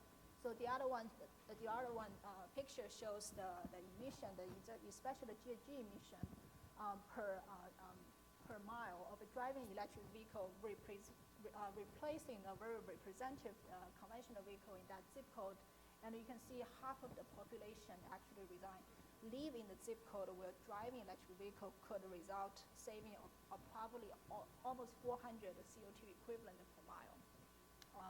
So again, this is replacing a very representative vehicle. So for example, lower income household, they tend to drive a very old and less efficient pickup truck, and this is to replacing that kind of a pickup truck with a pickup electric vehicle, and what would be the saving and emission benefits. Several speakers talk about how the benefit, when we quantify the distribution impact of electrification, we tend to only focus on end use, but not the grid impact. So we use our life cycle analysis tool to develop a framework, really quantify the county level wheel-to-wheel emission benefit of electric vehicle adoption.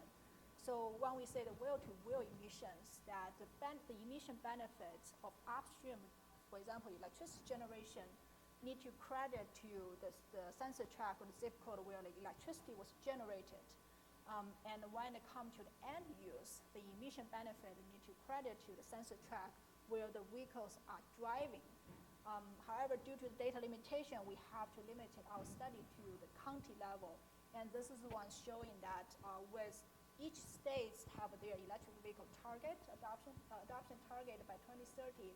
And if we reach the target at the state level and also the national level, this is the life cycle emission benefit of PEV adoption at county level.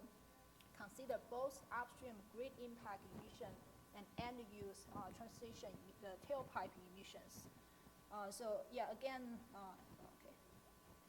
again, the emission benefit of adopting electric vehicle really depends on the EV adoption goal of each state, each county, and also the population, the traffic volume, as well as the upstream grid generation and where the electricity is coming from. Some states, they not necessarily using the electricity generated from their county. They could borrow electricity from adjacent state, depends on the time of the use. So those that are considering this framework in order to capture the full picture of the emission benefits of electric vehicle adoption. When we quantify the energy burden, we also talk about accessibility, because you want to reduce the energy burden, but in the same time, is the energy alternative fuel available to the household or to the low-income community. One of the things about electric vehicle is the charging infrastructure accessibility. Do you have a charging station nearby that you can charge your electric vehicle? Then you can adopt it and use it. So we have a framework to quantify the accessibility metrics of the different kind of amenities, and the train station is one of the amenities we considered. When it comes to charging station accessibility and equity consideration in that, people always argue, okay, we need to put a station in the disadvantaged community. However, you don't have to have a station in the disadvantaged community for them to use the station. So we argue that there's several different metrics you can use, depends on your objective. One of that is whether you can access the charging station within certain walking distance or driving distance, depends on where you live. If you live in the downtown Washington, D.C. or downtown Chicago, you want to be able to access the electric vehicle charging station within 10 minutes of walk, so you can walk back to your apartment after you park the vehicle. But if you live in a rural area or suburb area, you want to be able to charge your vehicle within 10 or 15 minutes of a driving distance, aside from home charging. So this is the public charging accessibility. So that's the map showing that using the Washington, D.C. as an example again, the existing public charging station in Washington, D.C., and from each charging station, you draw 8 minutes walking distance. That's how much you can cover with the existing station, and you can clearly see where the gaps are if you want to promote more electric vehicle charging station adoption. And on the federal level, there's a lot of incentive to promote refueling infrastructure adoption. Using electric vehicle as the example again, there's a IRA, the Inflation Reduction Act 30C, to promote alternative fuel infrastructure deployment, especially with a focus on low-income and non-urban communities. So this is the map that per request from the Department of Energy and also the U.S. Treasury, that eventually we went through the process and identified the census tract that qualified for the 30C incentive. It depends on whether you are low income or whether you are non-urban. It's not a rural, it's a non-urban definition. And this map is also is available on this link that is showing the eligible census tract for individual and business installation of a charging stations. I mentioned the emission benefit before. So once you have the charging station deployed or other alternative fuel charging station deployed, another metrics that people like to quantify is the emission benefits. I talked about how we quantify the emission benefit at the county level and also at the household level when you adopt the EV. We also have other tools and analysis framework to quantify the location-based emission benefits.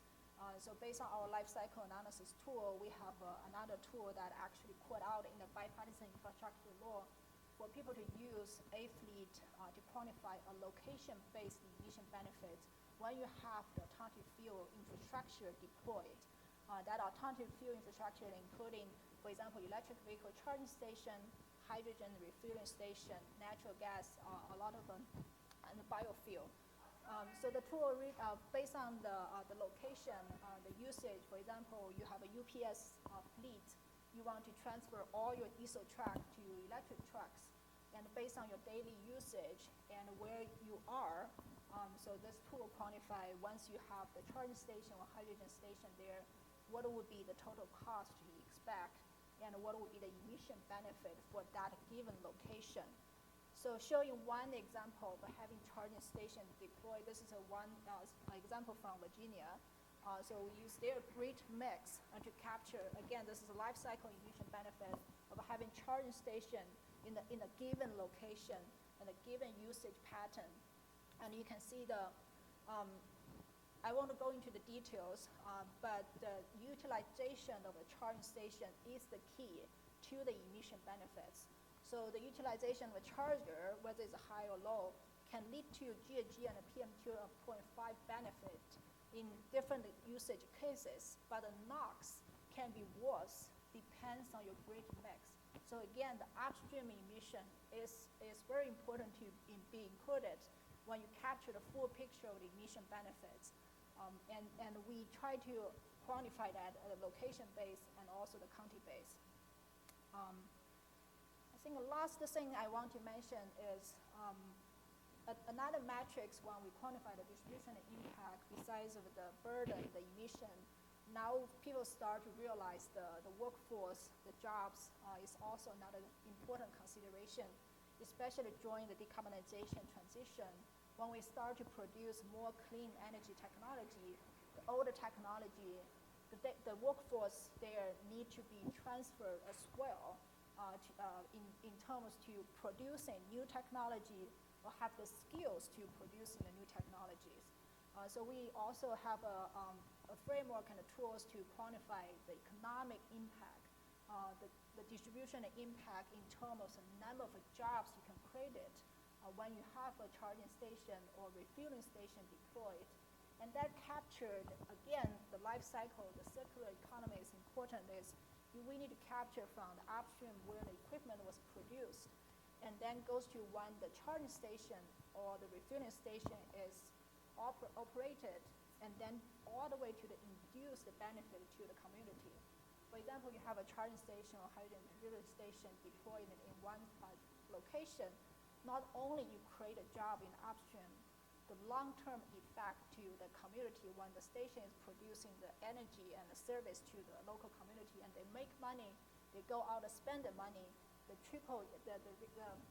effect goes along to the end user market. That actually can carry very longer years.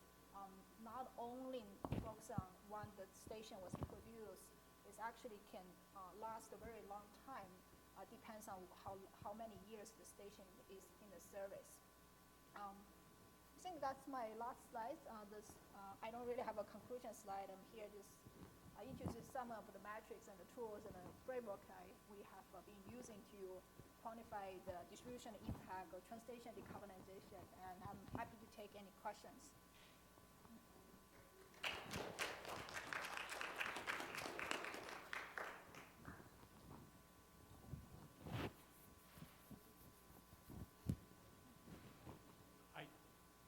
I do have a silly technical question about the slide 6, if you can go back to it.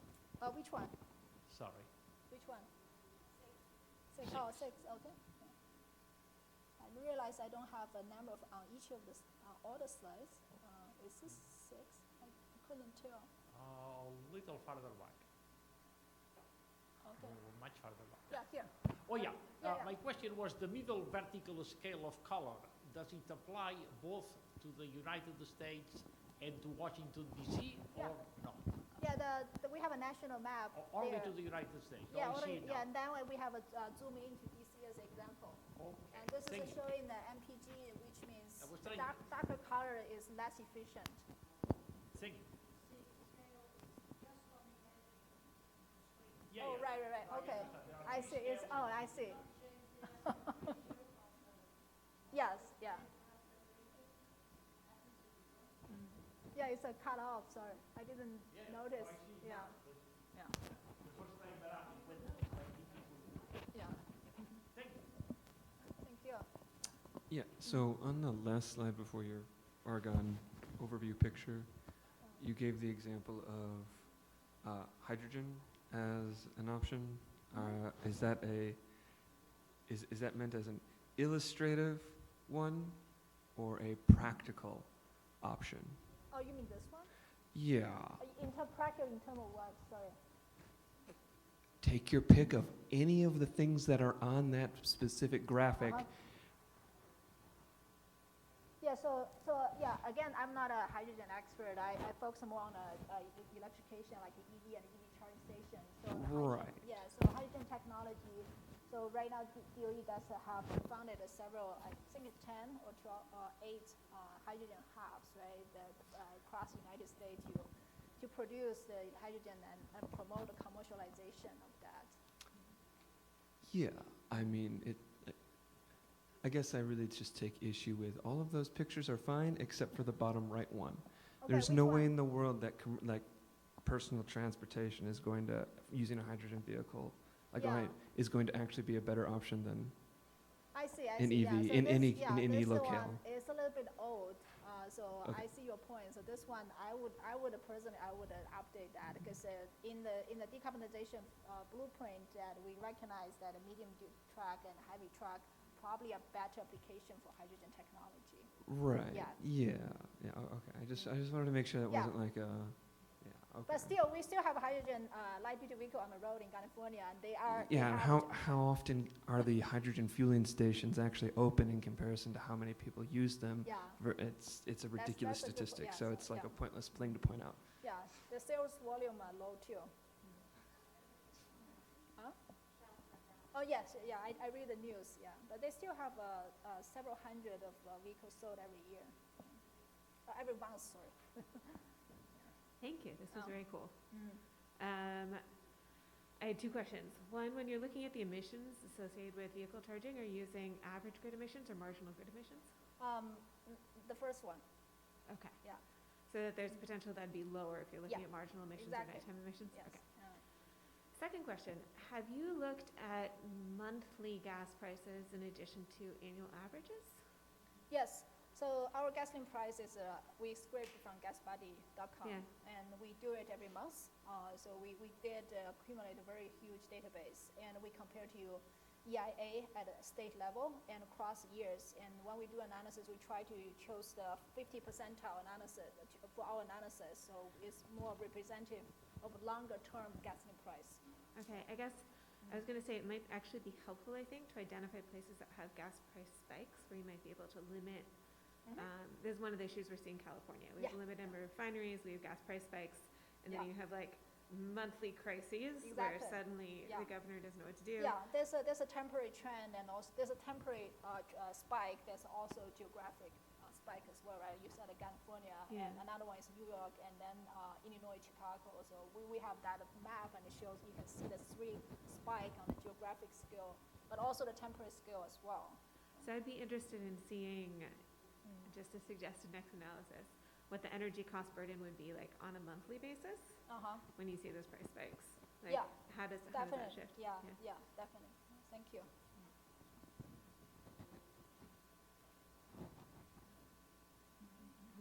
Yes, so this jobs is a tool Yeah. to estimate the gross supply chain. Mm-hmm. And have you only ever used it with regard to fueling cars, or could you is it also be used, say, by some agricultural people who wanted to find out if we divided these enormous farms into smaller farms, whether it would create more jobs? I mean, has anybody, or was this jobs tool just made for fuel? Yeah, so our jobs tool, because it's funded by the Vehicle Technology Office, so we cover electric vehicle manufacturing, charging station manufacturing, and hydrogen vehicle manufacturing. We haven't covered, the agriculture, for example, like you said. So that's definitely something that is out of our jobs tool scope at this point. I wonder whether there's other tools available for that. Right, I mean, it's a fascinating, because some colleagues of mine are suggesting that if the military budget of the US did not spend so much money on nuclear weapons, okay, and the money was instead used for mitigation of climate change, that the number of jobs that would be created would be more, and that the other thing is, where do those people live who design nuclear weapons now, and now we want them to design better windmills? So I just wondered, you said jobs not only on site. Anyway, just seemed, I didn't know that such a toolkit existed, and I was just thinking of other ways, Public-facing tool, so, yeah. whether other ways it could be used in other decisions that have to be made in policy of the US government. Right, that's fascinating. Thank you very much. And Thank you. I do want to take a photograph of all the speakers before you go. Yeah.